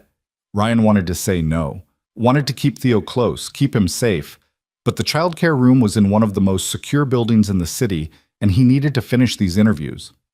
1 hour, he agreed. Then we're going home. Deal! Theo ran back to his new friends, already forgetting about Ryan. He'll be fine, Alyssa said softly. I promise. They took the elevator back down to B3.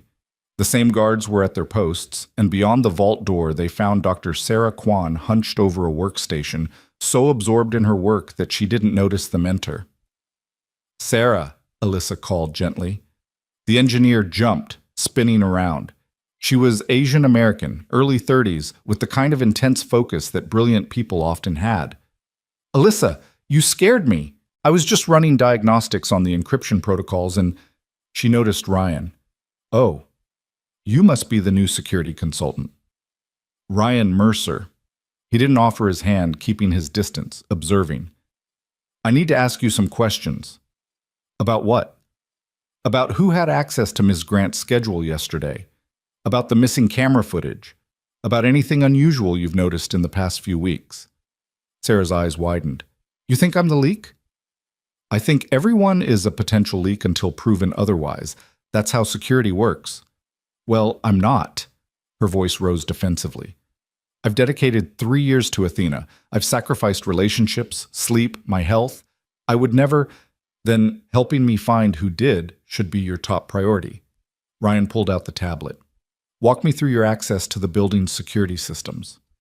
I don't have access. I'm an engineer, not IT. But you work on AI systems. You understand code, network architecture, encryption. Yes, but I wouldn't sabotage our own security. That would put Athena at risk, and Athena is... She stopped, taking a breath. Athena is everything. It's Mr. Grant's legacy. It's the future of transportation. It's bigger than any of us. Someone doesn't agree with that, Ryan said. Someone thinks it's worth stealing, worth killing for. Sarah looked at Alyssa. I swear to you, I had nothing to do with yesterday's attack. I was in this lab from 6 a.m. until Marcus called about the lockdown. The security logs will confirm that. They do, Ryan admitted, but you could have set things in motion earlier, compromised the cameras remotely, passed information to the attackers. I didn't! Then prove it. Show me your work logs, your access history, anything that demonstrates your innocence. What followed was an hour of intense review, Sarah pulling up every piece of documentation, every timestamp, every interaction with the security systems. She was meticulous, almost obsessive about her records. She's clean, Ryan finally told Alyssa, at least from what I can verify here. But I still want to monitor her communications for the next few weeks. That's invasive, Sarah protested. That's necessary, Ryan countered. Someone is feeding information to Varen's organization. Until we find them, everyone gets watched. Sarah looked like she wanted to argue, but Alyssa cut her off. He's right, Sarah. I don't like it either, but he's right. Just cooperate, please. After Sarah reluctantly agreed, they left the lab. In the elevator, Alyssa slumped against the wall. This is exhausting, suspecting my own people. It's survival. Get used to it. How did you do it? In the military? Trusting people with your life while knowing any of them could turn? Ryan thought about squad mates, about missions where everything depended on the person next to you. You verify, then you trust, in that order. And if someone proves themselves, you trust them completely until they give you reason not to. Has anyone ever given you reason? The elevator stopped. The doors opened. Ryan stepped out without answering because some memories were too dark to share. Colonel Richard Vance was waiting in a conference room on the main floor, uniform pressed, posture military perfect. He stood when they entered, assessing Ryan with the quick evaluation of someone trained to spot threats. Mr. Mercer, the hero of the hour. Ms. Grant speaks highly of you. Colonel.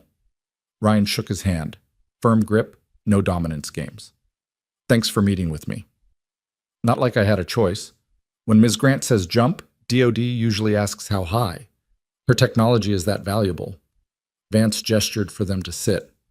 What do you need to know? Everything about the DOD's involvement with Athena. Who knows about it? Who has access to information about Ms. Grant's schedule, who might have a motive to steal or sabotage the project? Vance's expression darkened. That's classified information, Mr. Mercer. Even with Ms. Grant's clearance, I can't discuss... Colonel, someone leaked intelligence that resulted in an armed assault on an American citizen.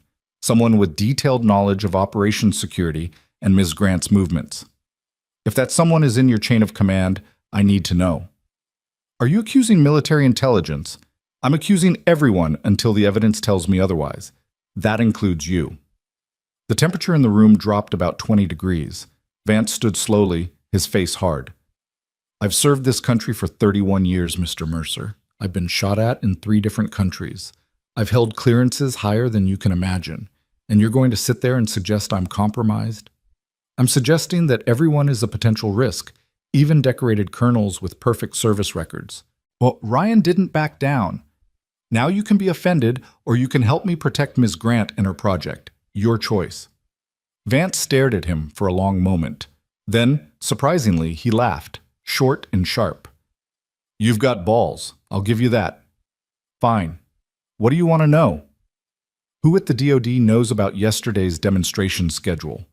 Myself, 3 officers in the Autonomous Systems Division, and 2 senators on the Armed Services Committee.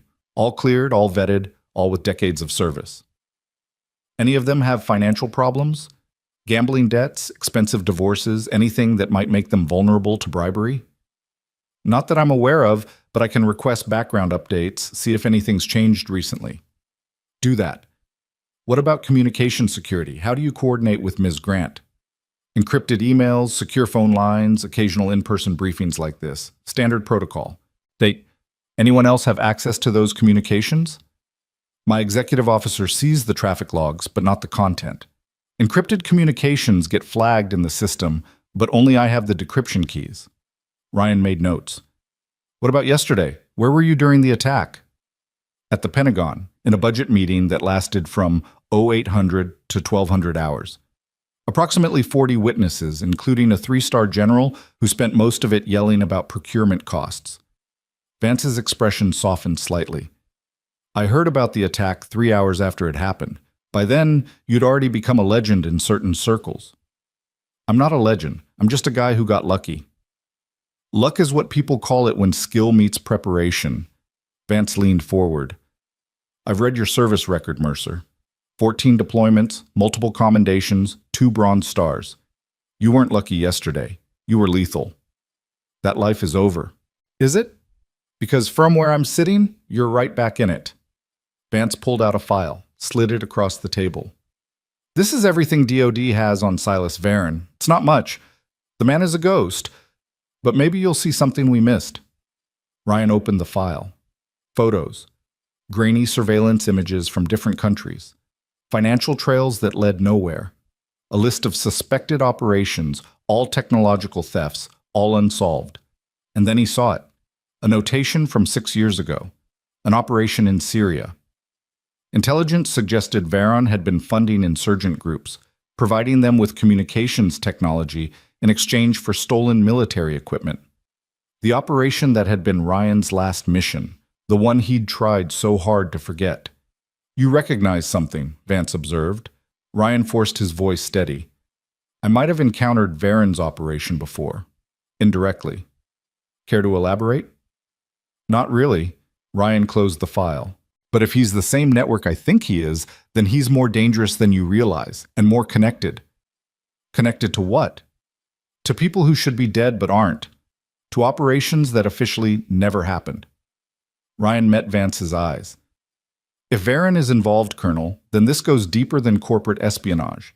This goes to military intelligence, black operations, things that stay classified for a reason. The room went quiet. Alyssa looked between them, clearly sensing something she wasn't being told. I'll make some calls, Vance said finally.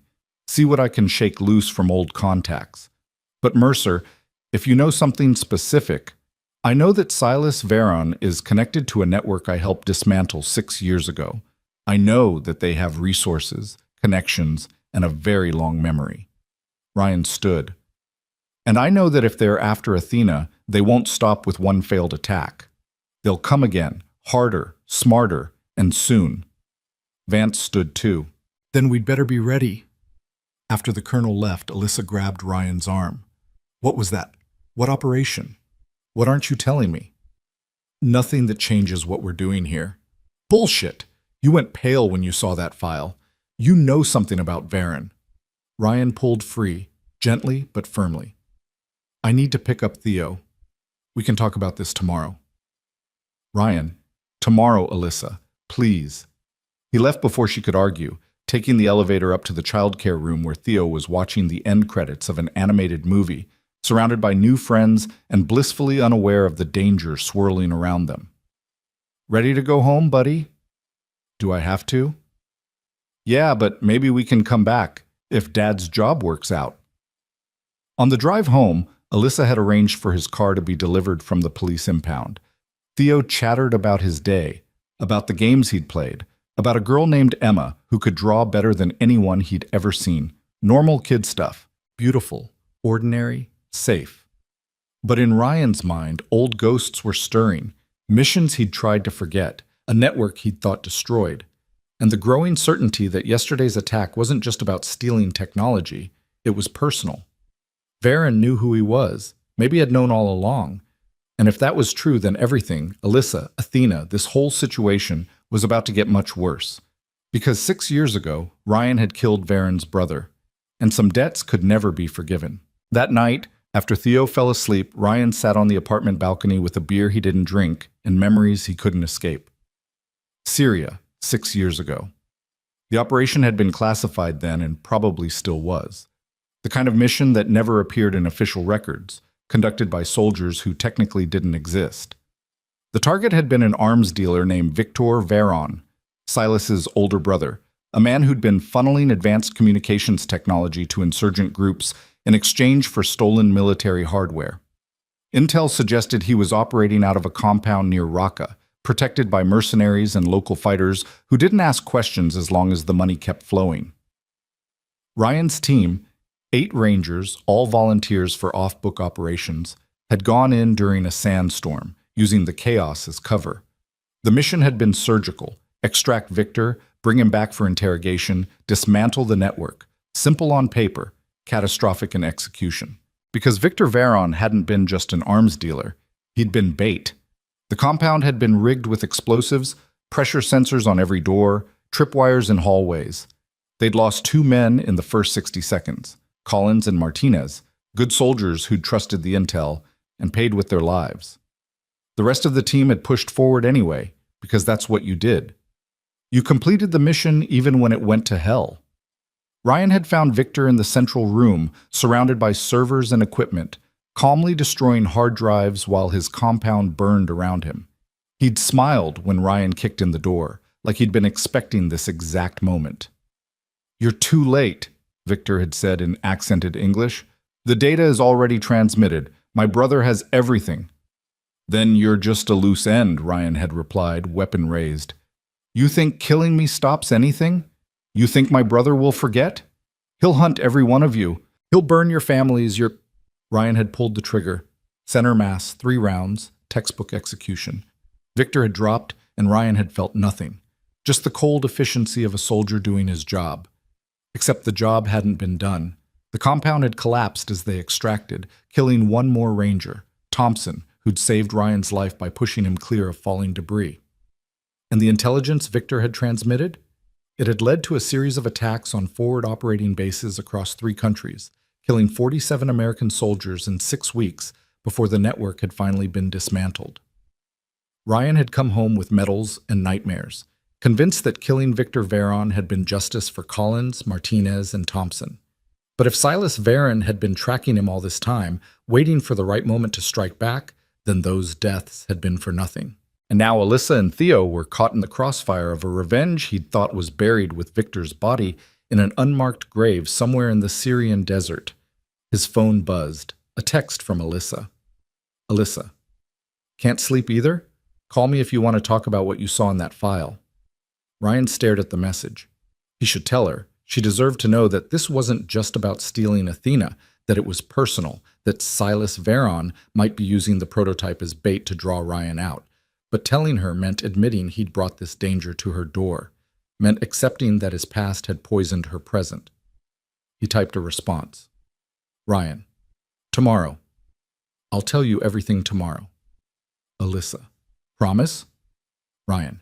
"Promise."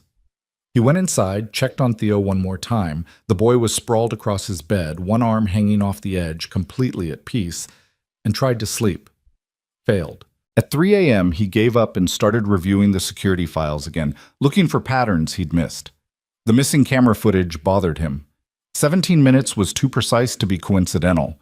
Someone had known exactly how long the attackers needed to scout the service bay and had deleted just enough footage to cover their reconnaissance without making the gap obvious. Marcus Chen had the skills to do it.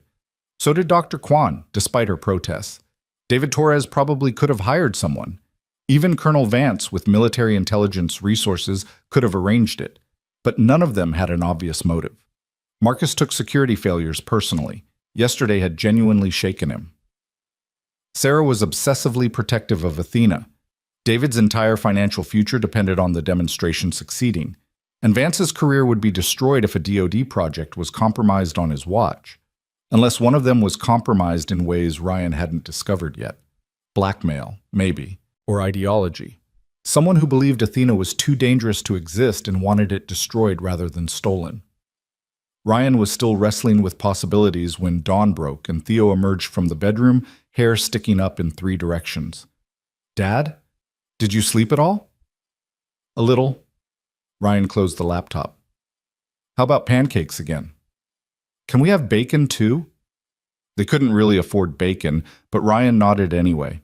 Some things mattered more than money, like sitting across the table from his son, watching him devour breakfast and chatter about school and friends, and whether Iron Man could beat Superman in a fight. "Dad?" Theo asked around a mouthful of pancake. "Are you going to be gone a lot with your new job?" "Some. But I'll always be here for the important stuff. School pickup, bedtime, pancake breakfasts." "What about my birthday? That's in 6 weeks." 6 weeks. Ryan's chest tightened. The DoD demonstration was in 3 weeks, which meant if he survived that, Theo's birthday would be his first priority. If he didn't survive... "I'll be there for your birthday," Ryan promised. "We'll do something special, maybe that trampoline park you've been asking about." Theo's eyes lit up. "Really?" "Really. You're turning 8. That's a big deal." After dropping Theo at school, with extra hugs and reassurances that yes, Dad would definitely pick him up at 3:30, Ryan drove to Nexus Corps. Jennifer met him at security with a visitor badge that had been upgraded to permanent employee status. "Miss Grant is already in her office," Jennifer said, "and she asked me to tell you that Colonel Vance called. He has information." Ryan took the elevator up, finding Alyssa at her desk, surrounded by coffee cups and what looked like architectural blueprints. "You look terrible," she observed. "Didn't sleep." "Neither did I. I kept thinking about what you said yesterday, about Varen's connections to military operations." She stood, moving to the windows. "Ryan, if this is bigger than corporate espionage, I need to know, because I'm putting people at risk. My employees, my partners, even Theo, by having him here. Theo's not coming back here. That's not what I meant, but the fact that you're worried tells me everything." She turned to face him. "So tell me, what happened 6 years ago?" Ryan sat heavily in one of her chairs. "I killed Silas Veron's brother." The words hung in the air between them. Alyssa's expression shifted from concern to shock to understanding. "The operation in Syria, that's what you saw in the file. Victor Veron was my target. He was funneling weapons technology to insurgent groups, getting Americans killed. My team went in to extract him, but it was a trap. We lost 3 men, and Victor died in the firefight. I'm the one who pulled the trigger. And Silas has been planning revenge ever since. Maybe. Or maybe I'm being paranoid, and this really is just about Athena." But Ryan didn't believe that, and from Alyssa's expression, neither did she. "The attack yesterday," Alyssa said slowly. "They wanted the prototype, but they also wanted you there. Connor Blake could have killed me immediately, but he waited. He drew it out, like he was giving someone time to arrive. Giving me time to play hero, to reveal myself." Ryan ran his hands through his hair. "God, I've been an idiot. I should have walked away yesterday. Should have let your regular security handle it. Then I'd be dead, or kidnapped, or whatever Varen had planned. But Theo would be safe. You'd be someone else's problem. Listen to yourself." Alyssa crossed the room, crouching in front of his chair so they were eye level. "You're not responsible for a madman's revenge fantasy. You did your job 6 years ago. You saved American lives by stopping Victor Veron. That's honor, not guilt. Tell that to Collins, Martinez, and Thompson. Tell that to their families. Those men knew the risks, just like you did, just like I do now." Her voice was firm. "If Varen is using Athena as bait to draw you out, then we use that. We turn his trap against him. That's insane. That's tactical thinking. You're the soldier here. Isn't that what you people do? Use the enemy's plan against them? Ryan wanted to argue, but she had a point. If Varen was focused on revenge, he'd be emotionally compromised. Emotional enemies made mistakes, and mistakes could be exploited. We'd need perfect intelligence, Ryan said, thinking it through. We'd need to know his next move before he makes it. We'd need a way to feed him false information, Alyssa finished, through our leak. Once we identify who it is, we don't arrest them. We use them. It was dangerous, possibly suicidal, but it was also the kind of aggressive defense that might actually work. Colonel Vance's information, Ryan said. Let's hear what he's got. Vance arrived an hour later, looking like he'd slept even less than they had. He carried a thick file marked classified and set it on Alyssa's desk with the gravity of a bomb. This doesn't leave this room, he said without preamble. And officially, this conversation never happened. Understood, Alyssa said. Vance opened the file. I made some calls, talked to people who owe me favors in places that don't officially exist. Silas Varen isn't just a tech crime lord. He's the invisible hand behind half the intellectual property thefts in the last decade. But here's what's interesting. He's selective. He only targets specific technologies. What kind? Ryan asked. Military applications, autonomous systems, AI, communications networks, anything that could be weaponized or sold to hostile nations. He's not motivated by money alone. He's motivated by ideology. What ideology? Anti-American imperialism, for lack of a better term. He believes American military technology is the root of global oppression, and by stealing and redistributing it, he's leveling the playing field. Vance pulled out a photo, surveillance image of a man in his 40s, gaunt face, cold eyes. This is Silas Varen, taken in Prague 2 years ago. He's been on Interpol's watch list for 8 years. Nobody can touch him. Ryan stared at the photo. Those eyes held intelligence, calculation, and something else. Rage, maybe. The kind of cold fury that could sustain a man through years of planning. My contact confirmed that Silas has been tracking you, Mercer, since Syria. He has a file on you, service record, home address, family information. He knows about Theo. Ice flooded Ryan's veins. He knows about my son? Has for years. But he hasn't made a move, which suggests he's been waiting for the right moment. The right leverage. Vance gestured to the file. Athena gives him that leverage. He gets revenge on you and acquires a $40 million weapons system. 2 birds, 1 stone. Then we move Theo, Ryan said immediately. Protective custody, safe house, whatever it takes. Already arranged. Vance pulled out a phone. I took the liberty of contacting FBI. They have a secure facility 2 hours outside the city. Family members of protected witnesses, high-value targets. Your son would be safe there until this resolves. Ryan's mind was racing. Protective custody meant uprooting Theo from school, from friends, from the only stability he'd known. It meant terrifying him with explanations Ryan didn't want to give, but it meant he'd be alive. How soon can you arrange it? Today. This afternoon, if needed. Vance checked his watch. But Mercer, you need to understand, if we do this, if we put your son in protective custody, it's an admission that Varen's threat is credible. It'll escalate his timeline. Meaning? Meaning he'll know we're onto him. He'll accelerate whatever he's planning. The demonstration is in 3 weeks, but if he thinks we're preparing defenses, he might move sooner. Let him, Alyssa said. We'll be ready.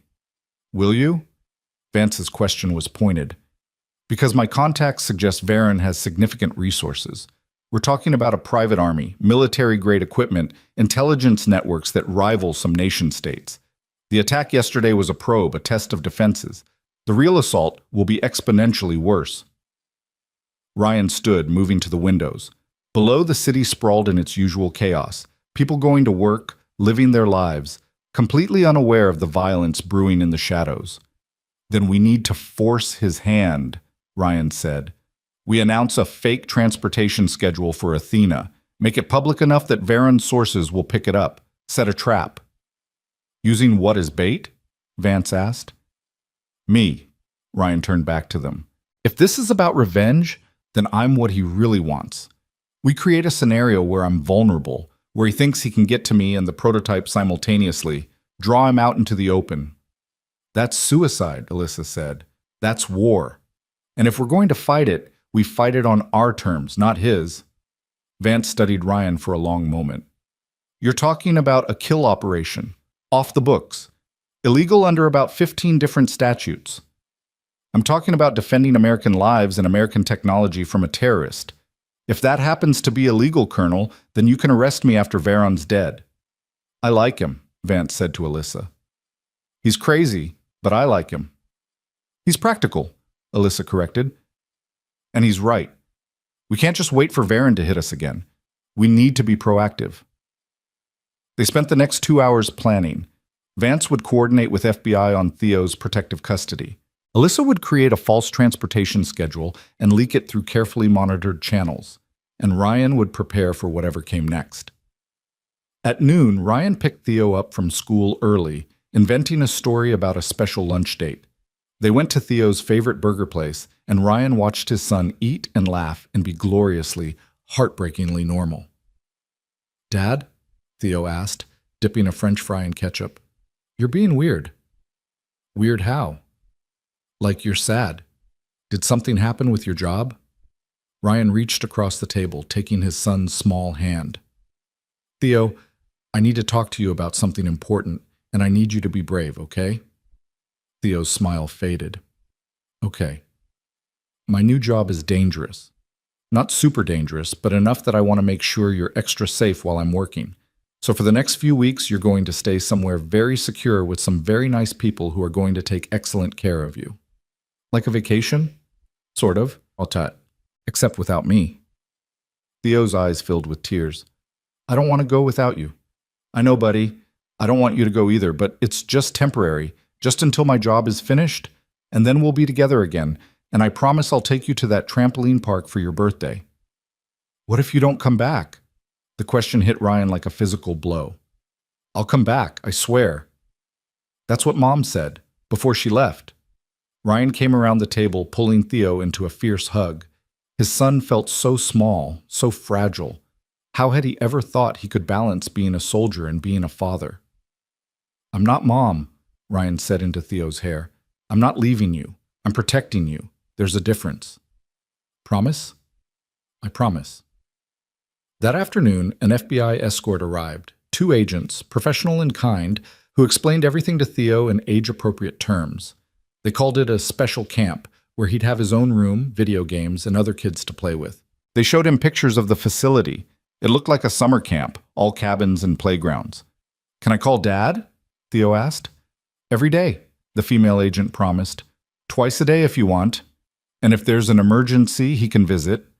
Ryan packed Theo's bag, clothes, toys, the stuffed dinosaur he'd had since he was 3. Mrs. Chen came down to say goodbye, pressing cookies into Theo's hands and whispering something in Vietnamese that made the boy smile despite his tears. Be brave, Ryan told his son at the car. Be strong. And remember that I love you more than anything in this world. Even more than pancakes? Even more than pancakes. Theo hugged him one more time, and then he was gone, the FBI car disappearing around the corner, taking Ryan's entire world with it. Ryan stood on the sidewalk for a long time, feeling hollowed out. Mrs. Chen touched his arm gently. He will be safe, and you will bring him home. How do you know? Because you are his father, and fathers do impossible things for their children. Ryan went back to his apartment, empty now and echoing. He sat at the kitchen table where he and Theo had eaten pancakes just that morning, and for the first time in 6 years, he let himself cry. Not for long, just a few minutes of grief and fear and rage at the situation he'd created. Then he wiped his face, pulled out his laptop, and got to work. If Veron wanted a war, he'd give him one. Over the next week, Ryan transformed Alyssa's security protocols. He installed additional cameras, reinforced access points, trained her existing security team in close-quarters combat scenarios. Marcus Chen proved invaluable. The man had been waiting for someone to take security seriously, and he threw himself into the upgrades with enthusiasm. Finally, Marcus said as they reviewed the new protocols, someone who understands that security isn't about deterrence. It's about winning the fight that deterrence fails to prevent.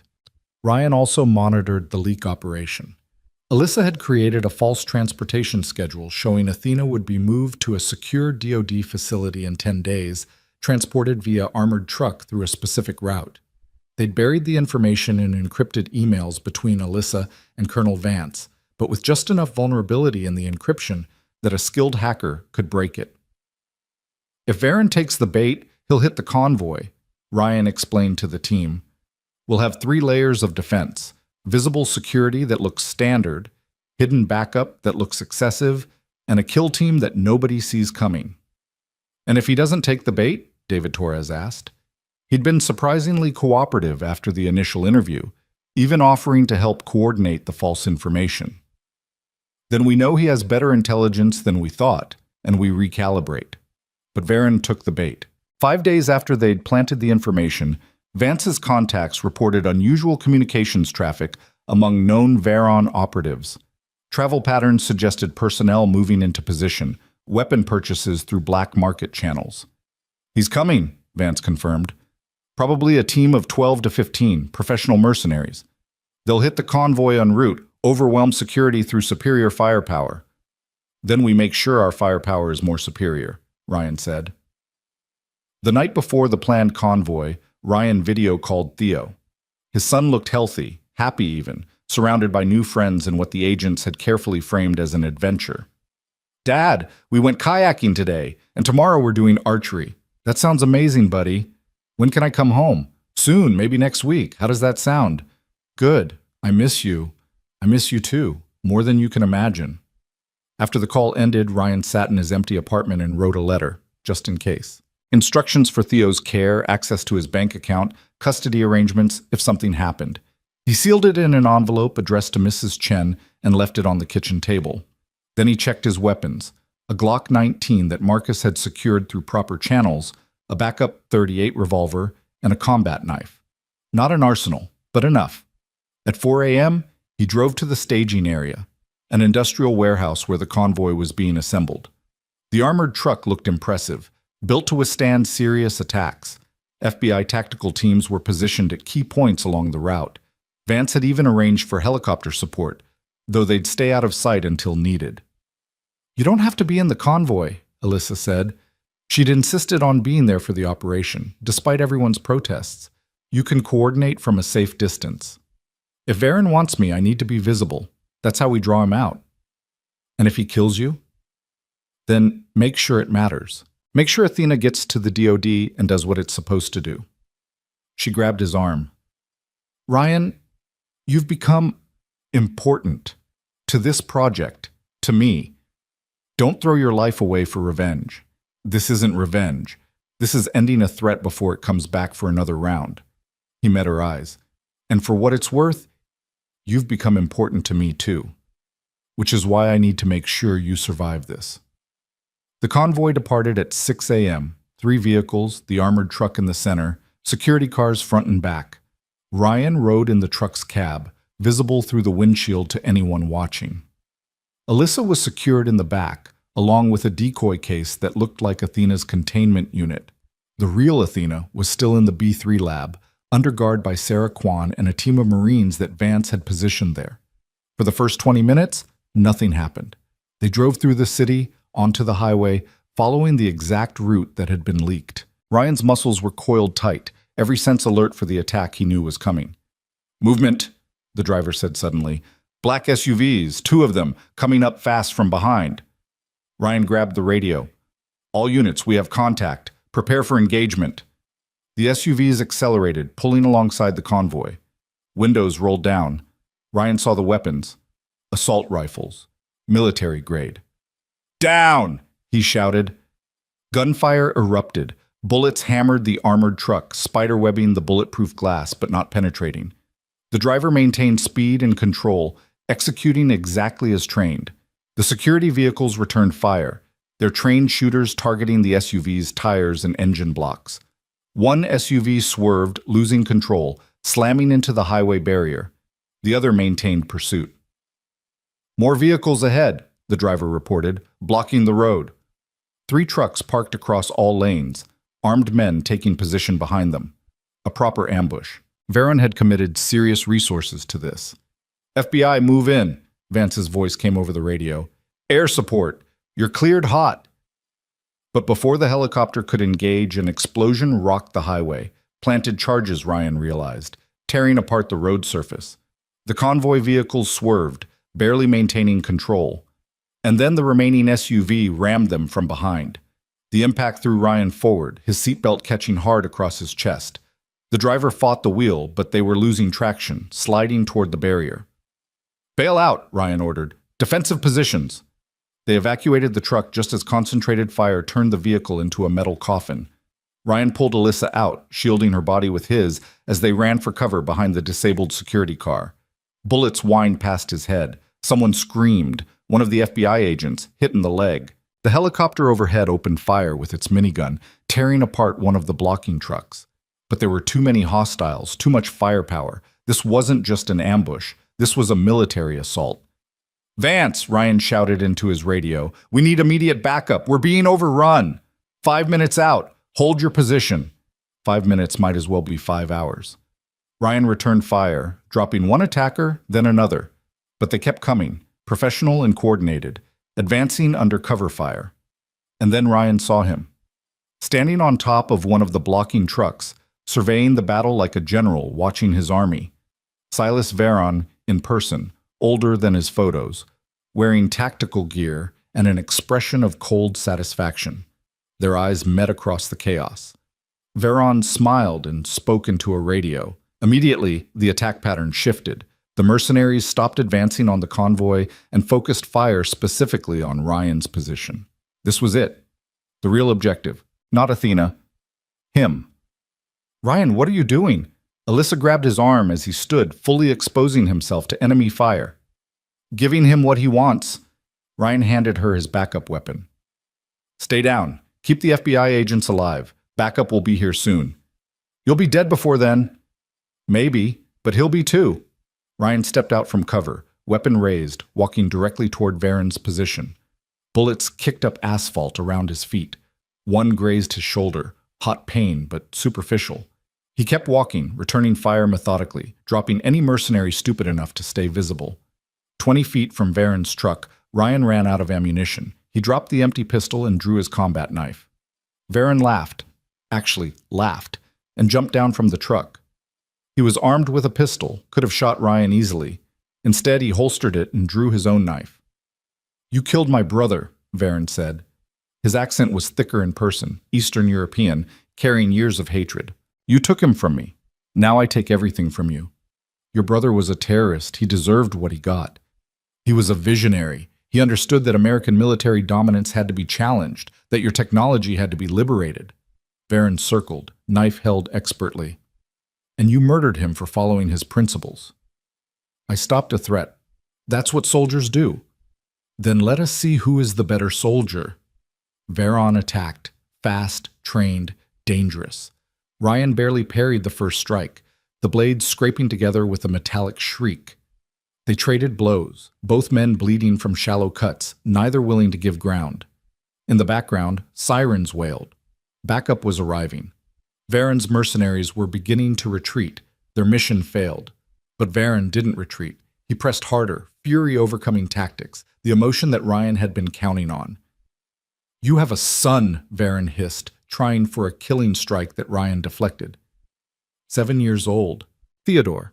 I could have killed him any time, but I wanted you to suffer first, to lose everything before you died. Red rage flooded Ryan's vision. He dropped his defensive stance and went on pure offense, absorbing a cut to his ribs to get inside Varon's guard. His knife found flesh. Varon's thigh, deep, crippling. Varon screamed and fell.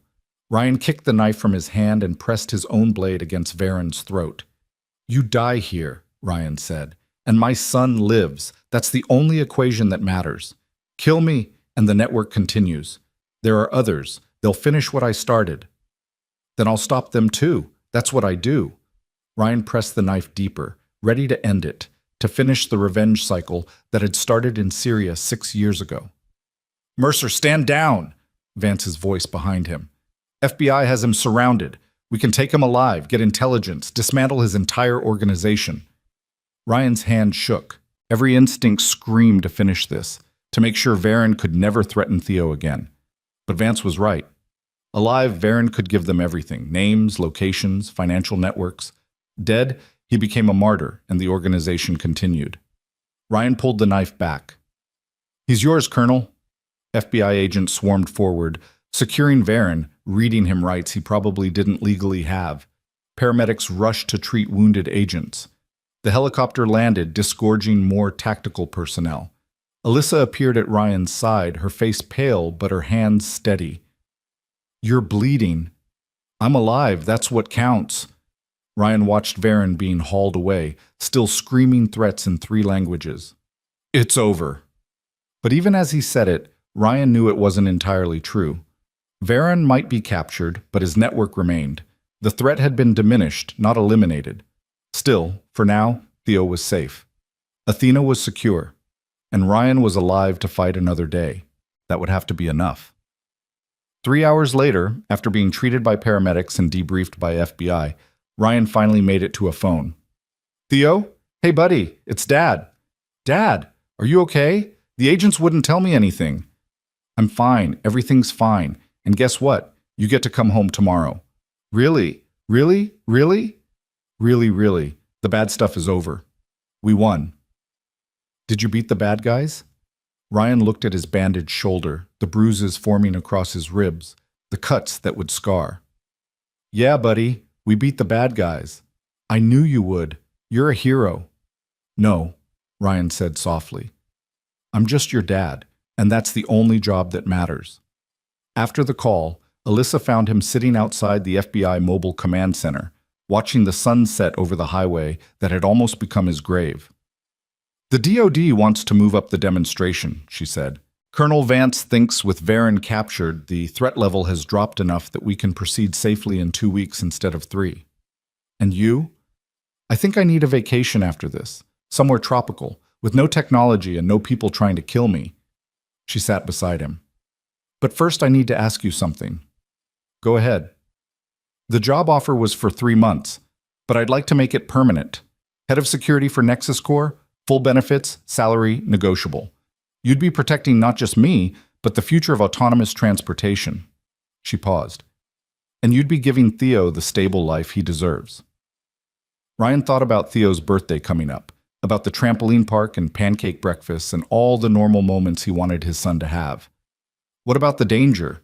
Varen might be captured, but like he said, there are others. There will always be others. That's the nature of valuable technology. But with you leading security, I actually believe we can handle them. She met his eyes. "You saved my life twice now, Ryan. I'm not ready to let you walk away." "I'm expensive." "I'm rich. Try again." Despite everything, the pain, the exhaustion, the near-death experience, Ryan smiled. 80,000, final offer. 75 and I'll get Theo into the best private school in the city. Deal. They shook hands, and for the first time in 6 years, Ryan felt something like hope. Not certainty, not safety, but the possibility that maybe, just maybe, he could build a life that balanced who he'd been with, who he wanted to become. That night, in his empty apartment, Ryan slept for 12 hours straight. When he woke, there was a message from Vance. "Vance. Varen is talking, giving us everything. You might have just prevented a dozen major attacks. Well done, soldier." And another from Theo. "Theo. The agent says I can come home tomorrow. Can we get pizza for dinner?" Ryan smiled and typed back. "Ryan, pizza and ice cream. I'll pick you up at noon. Love you, buddy." The next few days passed in a blur of debriefings, medical checkups, and paperwork. Varen's organization was systematically dismantled. Arrests across 4 continents, seized assets worth hundreds of millions. It turned out Victor and Silas Varen had been planning their revenge for years, using Athena as the perfect bait. But they'd underestimated Ryan's willingness to risk everything for the people he protected. When Ryan finally picked Theo up from the FBI facility, his son ran into his arms with such force they both nearly fell over. "I missed you so much." "I missed you more." "That's impossible." "Then we'll call it a tie." They went for pizza as promised and ice cream, and spent the evening watching movies and pretending the past weeks hadn't happened. But before bed, Theo asked the question Ryan had been dreading. Dad, are the bad guys all gone now? Ryan thought about lying, about giving his son the comfort of certainty. But Theo deserved honesty. Most of them. And the ones who aren't gone know better than to come near us. Because you'll protect me? Always, no matter what. Theo hugged him tight. I know. As Ryan tucked his son into bed, watching him drift off to sleep, he felt the weight of every choice that had led to this moment. Joining the military, Syria, Victor Veron, coming home. Every decision had carved the path to right here, right now, a small apartment, a sleeping child, and a future that finally felt possible. Tomorrow, he'd go back to Nexus Corps. He'd finalize the security protocols for the DoD demonstration. He'd continue building a career that could support Theo and give him opportunities Ryan had never had. But tonight, he was just a father, sitting beside his son's bed, grateful beyond words that they'd both survived. Outside, the city hummed with its usual chaos. Somewhere, Silas Veron sat in a federal prison, his revenge fantasy destroyed. Somewhere, Athena waited in its secure lab, ready to change the future of transportation. And here, in a modest apartment in a building that had seen better days, Ryan Mercer, former soldier, single father, reluctant hero, finally allowed himself to believe that maybe the wars were over. Maybe he could finally come home. But Ryan had forgotten the most important rule of warfare. The enemy always gets a vote. 3 days after Veron's capture, while Ryan was reviewing security footage at Nexus Corps, his phone rang. Unknown number. He almost didn't answer, but something made him pick up. Mr. Mercer. The voice was female, accented, cold as winter steel. My name is Katya Volkov. I work for the organization your government believes it has dismantled. Ryan's blood turned to ice. He immediately signaled to Marcus, who started tracing the call. Veron's in custody. Your operation is over. Silas was always too emotional, too focused on personal revenge when he should have been focused on the mission. She spoke with the detachment of someone discussing weather patterns. But his failure has created an opportunity, a chance to finish what should have been done properly from the beginning. And what's that? We have your son, Mr. Mercer. The world stopped. Ryan's vision tunneled. You're lying. He's in FBI protective custody. There's no way. There are always ways. The facility outside Harrisburg, yes? Cabin 7, blue shutters. Theodore's room has dinosaur posters on the wall. He was playing video games with a boy named Marcus when my team arrived 40 minutes ago. Ryan was already running for the elevator, Marcus right behind him. If you hurt him, then you will suffer. Yes, I know the threat. But threats are pointless now. We have what we want. You have something we want. We trade. Athena, the real one, not your clever decoy from the convoy. We know it's still in your building, level B3, inside a transparent containment unit. Katya's voice remained unnervingly calm. You will deliver it to us personally, tonight, alone, or your son dies slowly while you listen on the phone. How do I know he's alive? How do I know this isn't... There was a sound of movement. Then Theo's voice, terrified and small. Dad? Dad, there are bad people here, and they have guns, and... The phone was yanked away. Proof of life. You have 6 hours, Mr. Mercer. I will send you coordinates. Come alone. Bring Athena. Or I start removing your son's fingers. The line went dead. Ryan stood in the elevator, Marcus staring at him with horror. They have Theo. That's impossible. The FBI facility is... Call Vance now. Confirm if Theo's okay. But Ryan already knew the answer. Katya Volkov wouldn't have made those threats without leverage. Marcus made the call. The response came back within minutes. 2 agents dead, 3 children missing, including Theo. The facility had been breached by a professional team, in and out in under 8 minutes. Security footage showed 6 operatives, all masked, moving with military precision. Veron's organization wasn't dismantled, Ryan said, his voice hollow. We got 1 cell, 1 man. The network is bigger than we thought. Alyssa appeared, having heard the commotion. What happened? They took Theo. They want Athena in exchange. Then give it to them. No hesitation, no calculation, just immediate certainty. Ryan, I don't care about the prototype. I care about that little boy. We'll rebuild. They won't honor the trade. Ryan was already thinking tactically, pushing emotion down where it couldn't cloud his judgment. They'll take Athena and kill both of us. That's standard procedure for operations like this. Then what do? We give them what they want, but not how they expect it. Ryan turned to Marcus.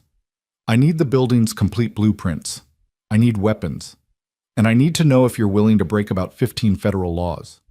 For that kid, I'd break 50. Marcus pulled out his tablet.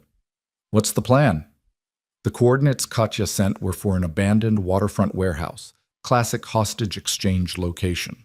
Plenty of cover for her team, limited escape routes for the hostage, perfect kill zone if things went wrong.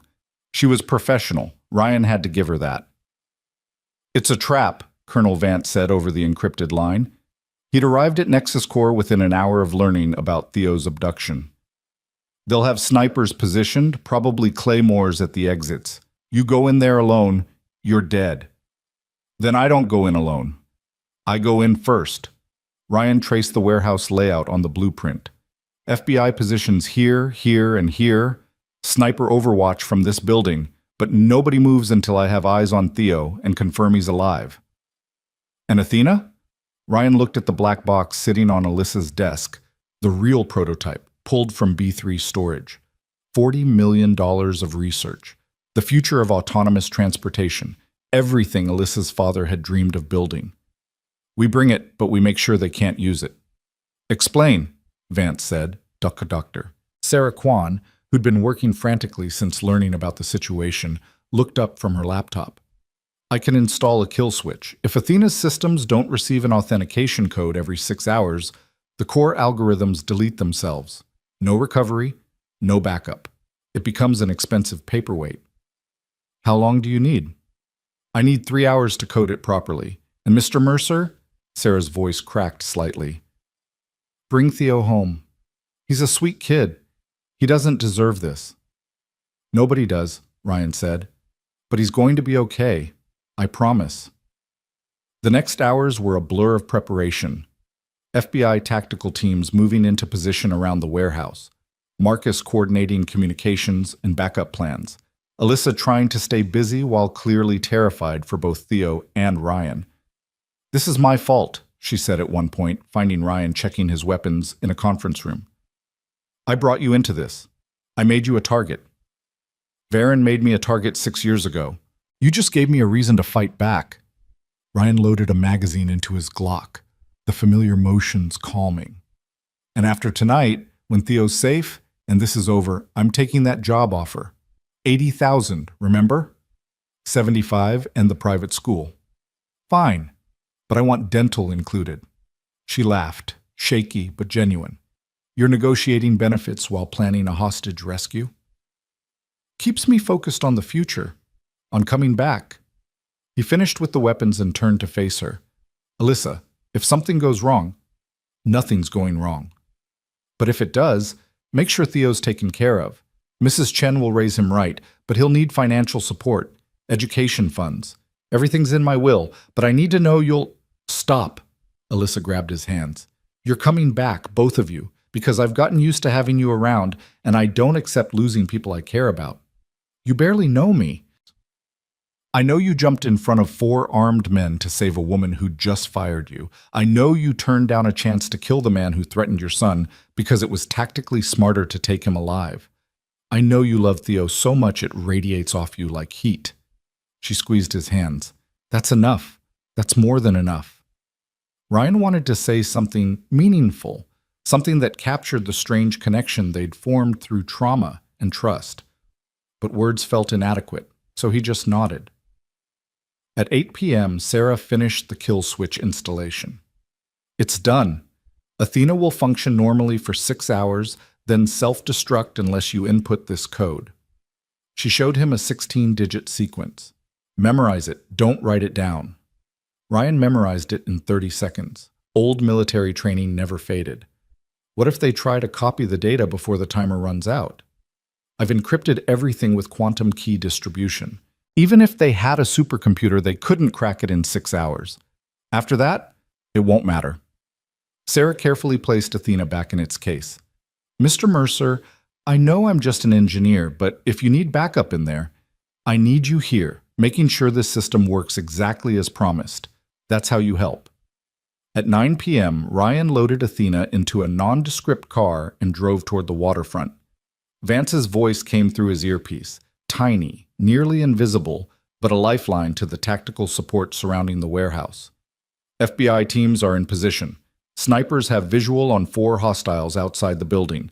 Thermal imaging shows at least 8 more inside, plus what we think are the children. Theo? Can't confirm individual identities yet, but there are definitely small heat signatures. Kids. Ryan's hands tightened on the steering wheel. Katya had taken 3 children, not just Theo, using multiple hostages to complicate any rescue attempt. Smart and absolutely ruthless. The warehouse loomed ahead. 3 stories of rusted metal and broken windows, the kind of place where bad things happen and nobody noticed. Ryan parked exactly where Katya had instructed and stepped out, Athena's case in hand. "I'm here," he called out. "Let me see my son." Floodlights snapped on, blinding. Ryan raised his free hand to shield his eyes. When his vision adjusted, he saw Katya Volkov standing at the warehouse entrance. She was younger than her voice suggested, maybe late 20s, with the kind of beauty that didn't soften her danger. She wore tactical gear like she'd been born in it, and her weapon, an H&K MP7, was held with casual expertise. "Mr. Mercer, you came alone, as instructed." "Where's Theo?" "Inside, alive and unharmed, as promised. But first, we verify you brought the real Athena." She gestured, and 2 men emerged from the shadows, one carrying a laptop, the other covering Ryan with a rifle. The tech set up quickly, connecting cables to Athena's ports.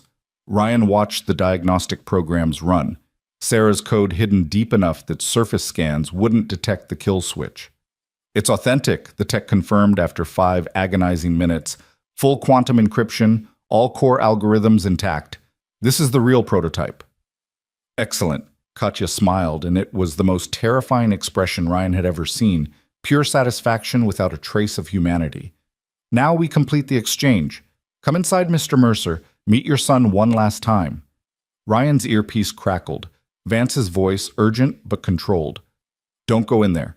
We can breach from multiple points, extract the children, neutralize the hostiles." But Ryan knew better. A breach meant gunfire. Gunfire meant scared people with weapons making bad decisions. And Theo was in the middle of it all. He walked forward, following Katya into the warehouse. The interior was a nightmare landscape, empty except for support columns, and the 3 children sitting on the floor in the center of the space, zip-tied and guarded by 2 armed men. Theo saw Ryan and started crying. "Dad!" "It's okay, buddy. I'm here. Everything's going to be okay." But even as he said it, Ryan was cataloging the tactical situation. 8 hostiles visible, possibly more in the shadows. Children positioned as human shields. Multiple firing positions with overlapping fields of fire. This wasn't just a hostage exchange. It was a prepared execution ground. "You know I can't let you leave," Katya said conversationally, confirming Ryan's assessment. "You and your son have seen our faces, know our capabilities. You're both liabilities." "Then let the other children go. They're not part of this." "They are now. Witnesses must be eliminated. It's standard operational procedure." She nodded to her men. "Kill them." Everything happened at once. Ryan dove toward Theo as the first shots rang out. The warehouse exploded in gunfire, not just from Katya's team, but from FBI snipers who'd been waiting for weapons to be pointed at hostages, giving them legal justification to engage. Glass shattered as tactical teams breached through windows. Flashbangs detonated, turning the warehouse into a chaos of light and sound and screaming. Ryan reached Theo, covering the boy's body with his own as bullets tore through the air above them. One of Katya's men went down from a sniper shot. Another turned to fire at the FBI entry points and took 3 rounds center mass. "Stay down!" Ryan shouted to the children. "Cover your ears and stay down!" He pulled the combat knife from his boot and cut Theo's zip ties, then did the same for the other 2 kids, a girl about 9 and a boy maybe 6.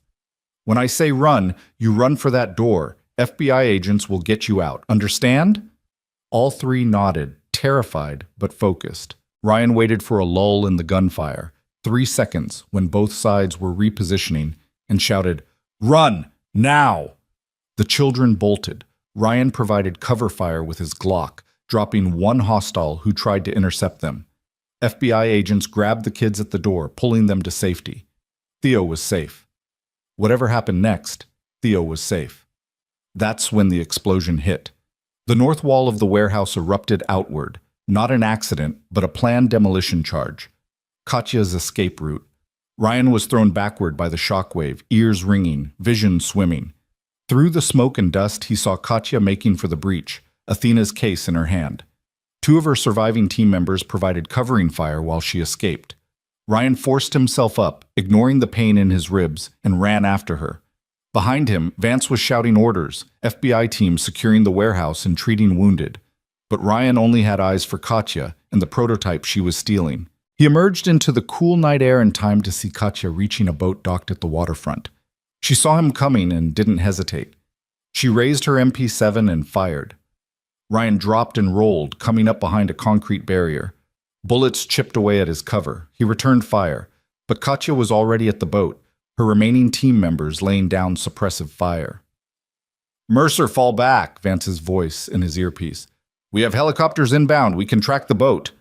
But Ryan wasn't thinking about helicopters or tactics or proper procedure.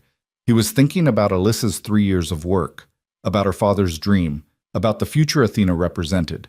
He sprinted for the dock.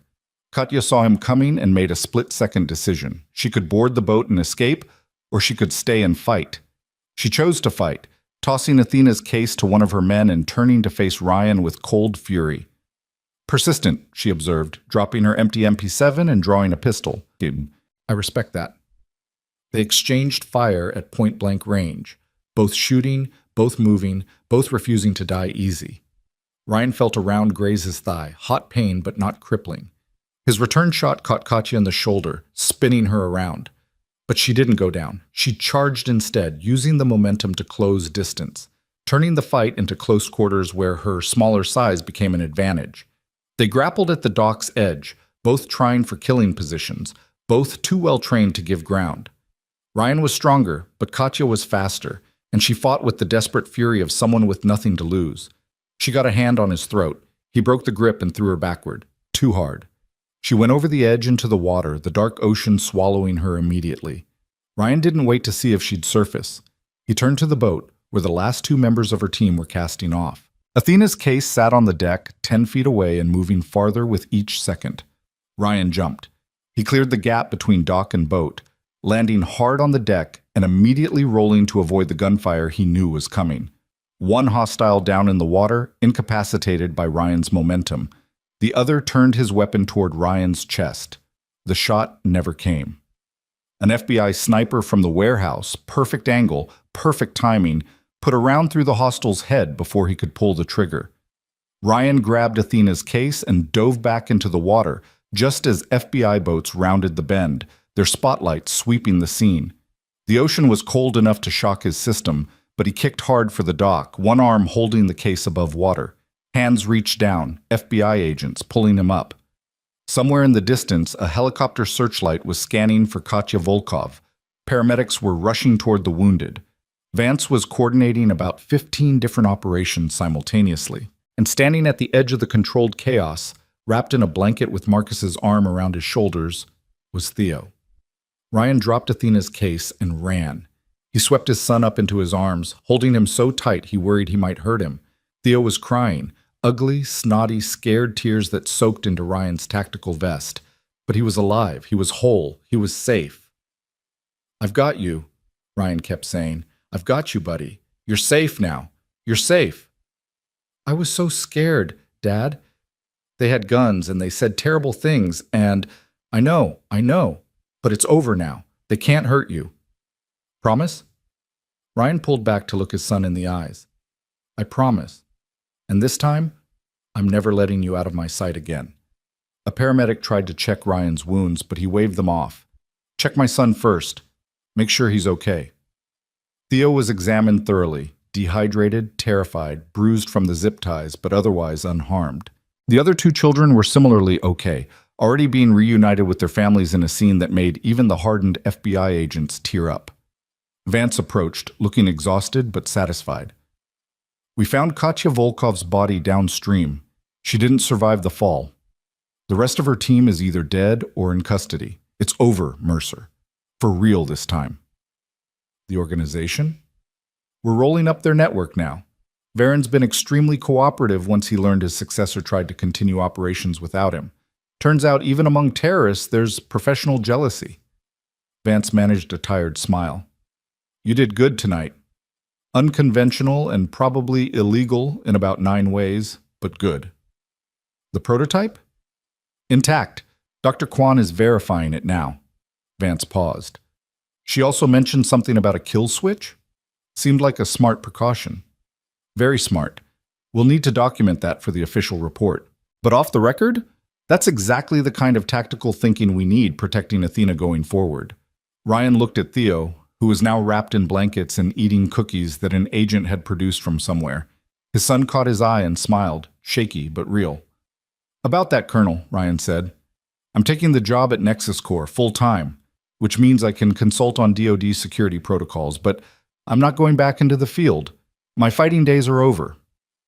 Understood, and honestly, I wouldn't ask you to. You've earned retirement. Vance extended his hand. But if you ever change your mind, I won't. Ryan shook his hand firmly.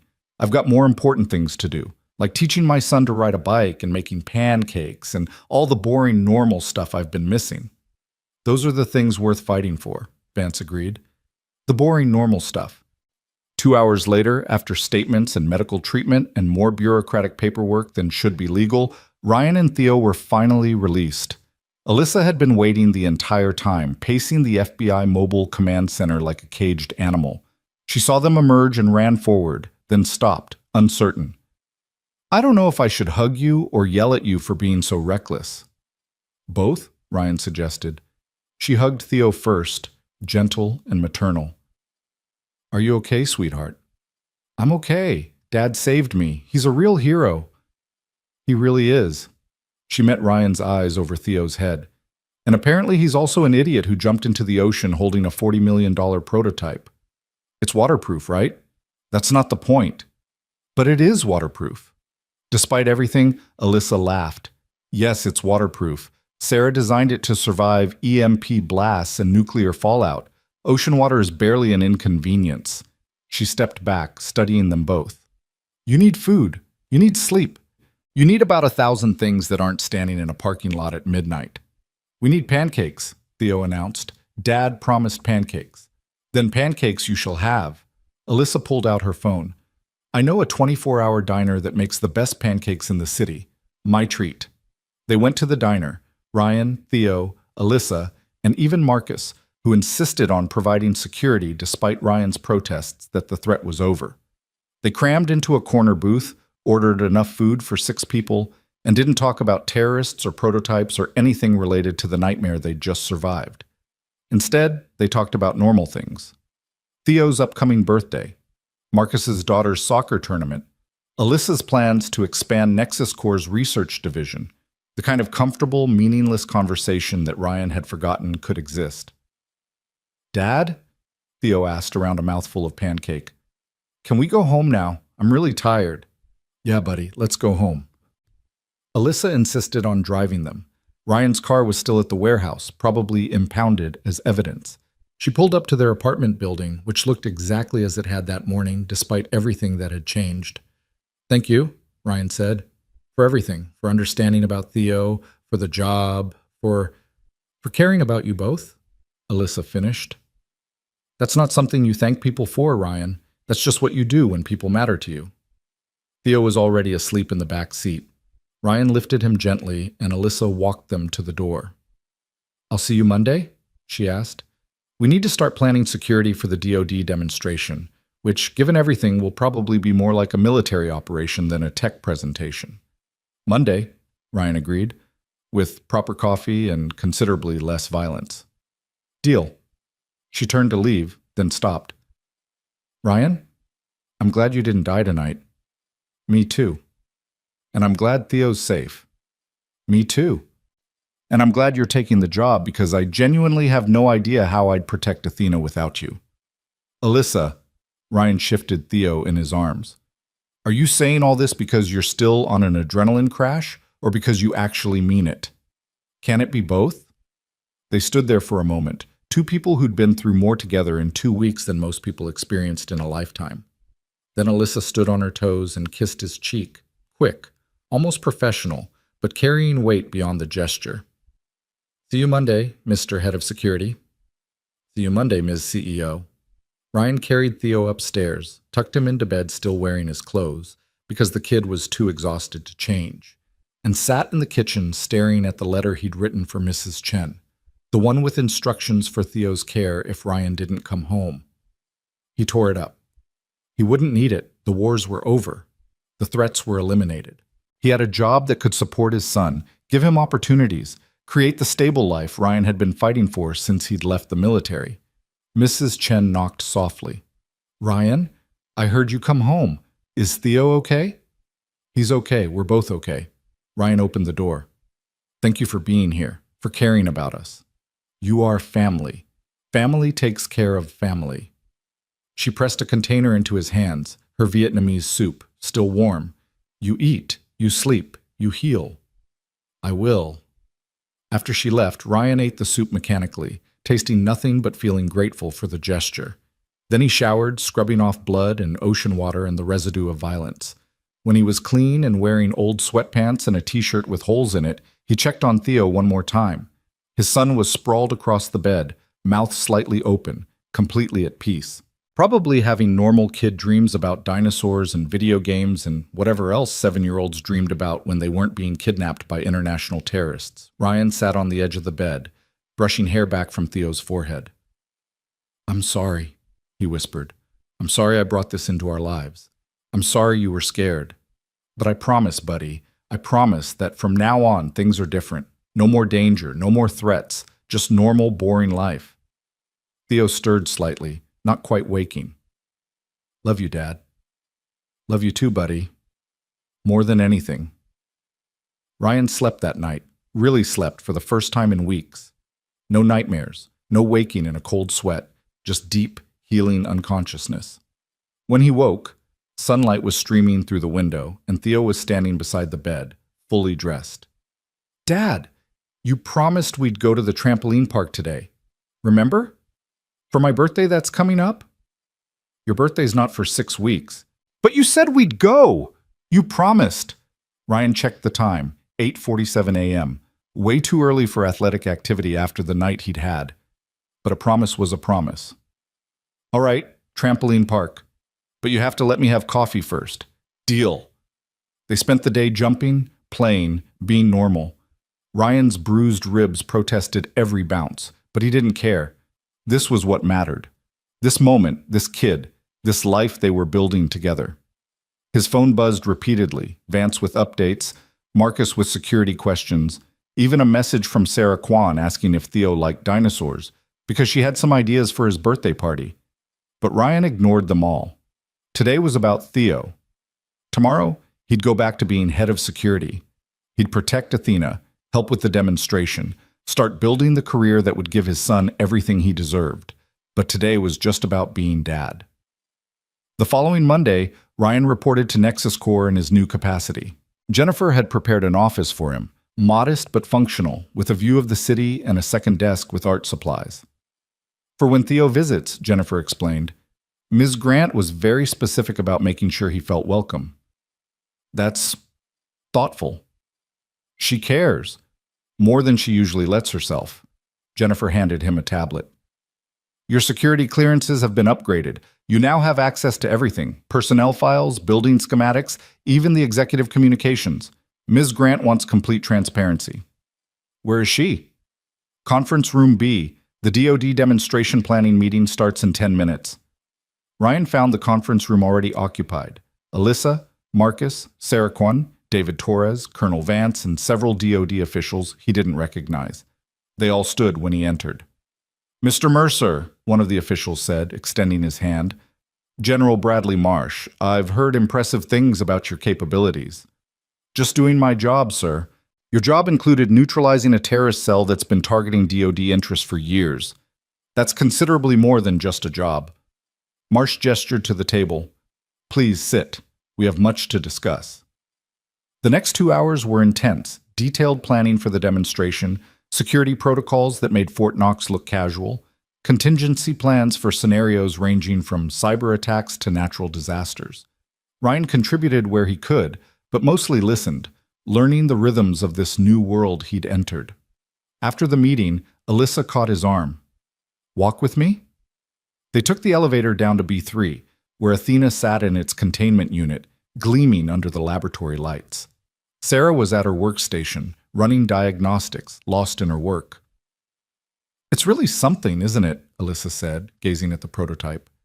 3 years of effort, millions of dollars, nearly dying multiple times to protect it. And for what? A black box that most people wouldn't look at twice, for the future it represents, for the lives it'll save once deployed, for your father's legacy. He would have liked you, I think. My father. He appreciated people who stood up for what mattered, even when it cost them. He raised a daughter who does the same thing. Alyssa smiled. I fired you for being 21 minutes late. You also trusted me to save your life and offered me a career when I needed it most. I'd say you're complicated, not cruel. Complicated. She tested the word. I like that better than what I usually get called. Which is? Ice Queen, Ballbuster, the woman who cares more about technology than people. Those people clearly haven't seen you with Theo, or the way you set up an art desk in my office, or how you jumped into an FBI operation because you cared more about a kid's safety than a prototype. Ryan turned to face her fully. You're not an ice queen, Alyssa. You're just careful about who gets to see the person under the CEO. And you're one of those people now? I hope so. They stood in the laboratory, surrounded by technology that would change the world, and for a moment neither of them thought about security or demonstrations or the responsibilities waiting upstairs. Theo's birthday is in 5 weeks, Alyssa said. I was thinking we could throw him a party. Here, in the childcare space. Invite his friends, get a cake, maybe even rent some of those inflatable obstacle courses kids love. You don't have to. I want to. He's been through something traumatic. He deserves something special. And honestly, she looked at Ryan. You both do. You've given me my company back, my prototype, probably my life several times over. The least I can do is throw a good birthday party. He'd love that. Thank you. Don't thank me yet. I've never actually planned a children's party before. I might be terrible at it. Then we'll figure it out together. The days that followed fell into a rhythm that felt suspiciously like normal life. Ryan worked at Nexus Corps, developing security protocols and training the existing team. Theo went to his new private school, the one Alyssa had arranged, with small classes and teachers who actually cared. Evenings were homework and dinner and the kind of boring domestic routine that Ryan had once thought he'd never have. But beneath the normalcy, preparations continued for the DoD demonstration. It would take place in 2 weeks at a secure facility outside the city, with Athena finally leaving Nexus Corps' protection to begin its journey into military applications. Are you nervous? Marcus asked one afternoon while they reviewed the transportation plan. Terrified, Ryan admitted. Every time I think the threats are over, something else appears. Baron's network is dismantled. Katya Volkov is dead. FBI has rolled up 37 operatives across 4 continents. Marcus pulled up a map showing the arrests. There's literally no one left to threaten Athena. That we know of. You can't live in paranoia forever, man. At some point, you have to believe the victory is real. Ryan wanted to. God, he wanted to believe that the fighting was over, that Theo could grow up safe, that this life he was building wouldn't be torn apart by the ghosts of his past.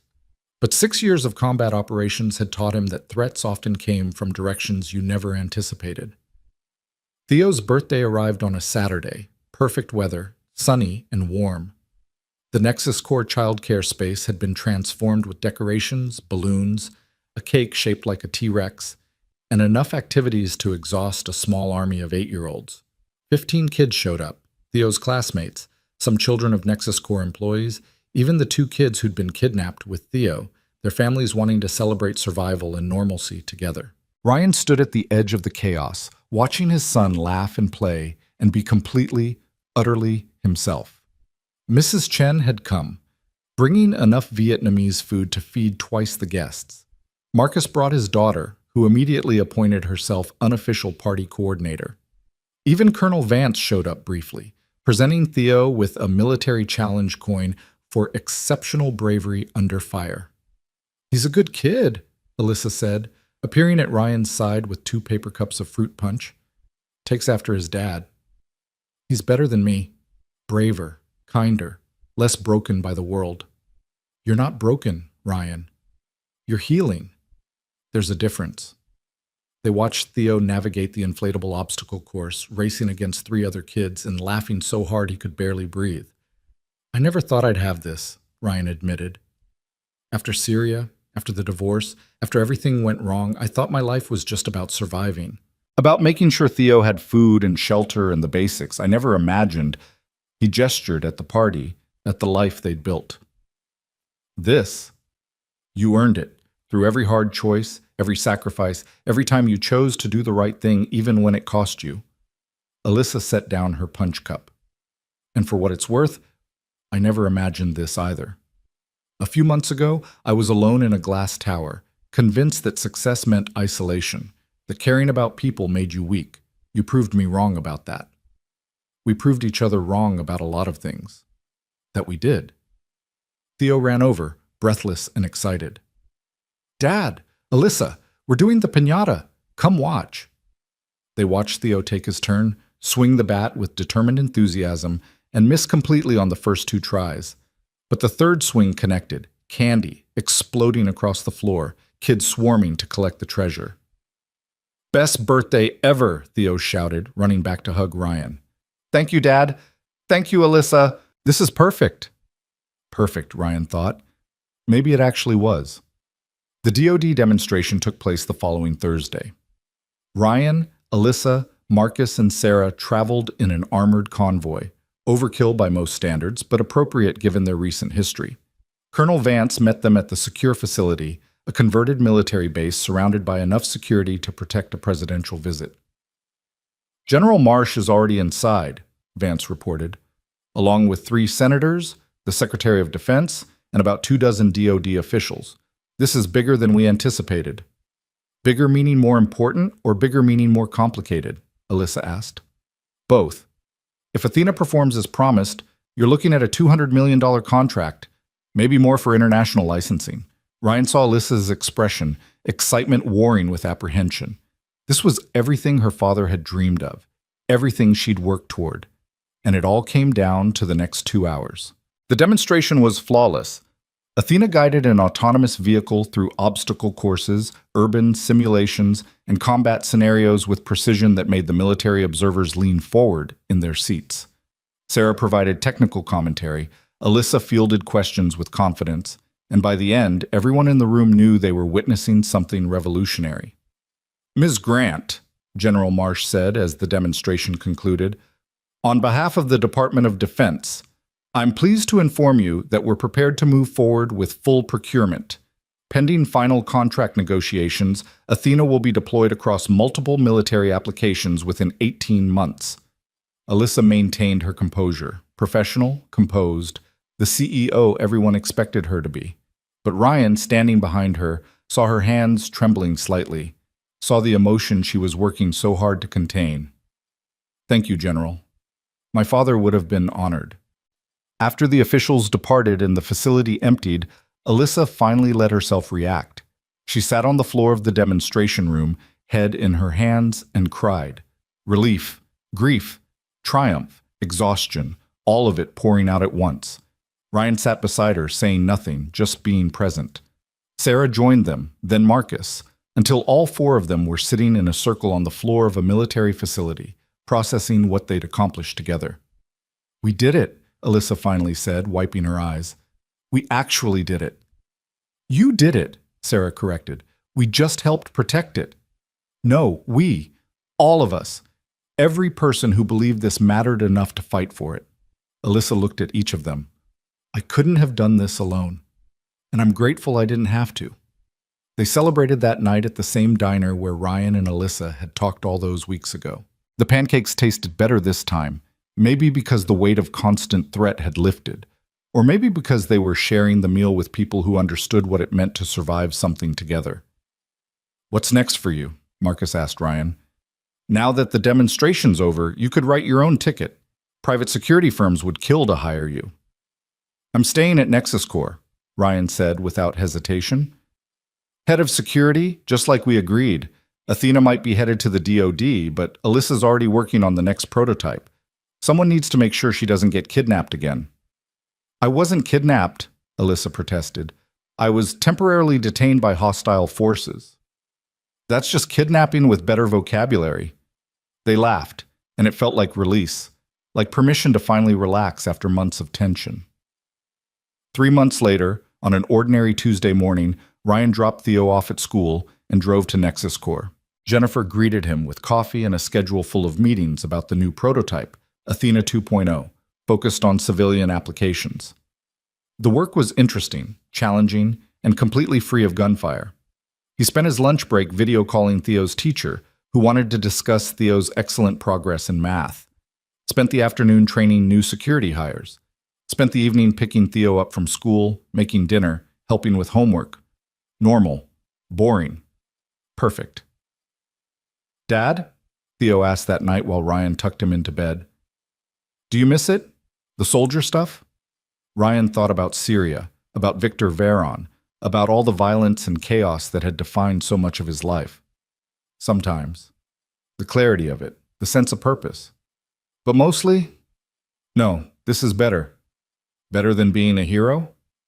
Being your dad is being a hero, just a different kind. Theo hugged him tight.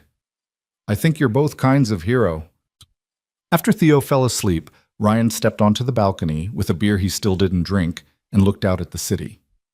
Somewhere out there, threats probably still existed, bad people planning bad things, but they weren't his problem anymore. He'd fought his wars, paid his debts, earned his peace. His phone buzzed, a text from Alyssa. "Alyssa, working late. Want to grab dinner? My treat. Ryan, can't tonight. Theo needs help with a science project. Tomorrow? Alyssa, tomorrow works. There's something I want to discuss with you anyway. Ryan, sounds ominous. Alyssa, not ominous, just complicated. Good complicated. Ryan smiled at his phone. Good complicated. He could work with that. The next evening, after Theo was settled with Mrs. Chen for a supervised sleepover, Ryan met Alyssa at a restaurant that was considerably nicer than the diner. She was already there, wearing a dress instead of her usual business suit, hair down around her shoulders. "You clean up nice," Ryan observed, sitting across from her. "You're not wearing tactical gear for once. I'm impressed."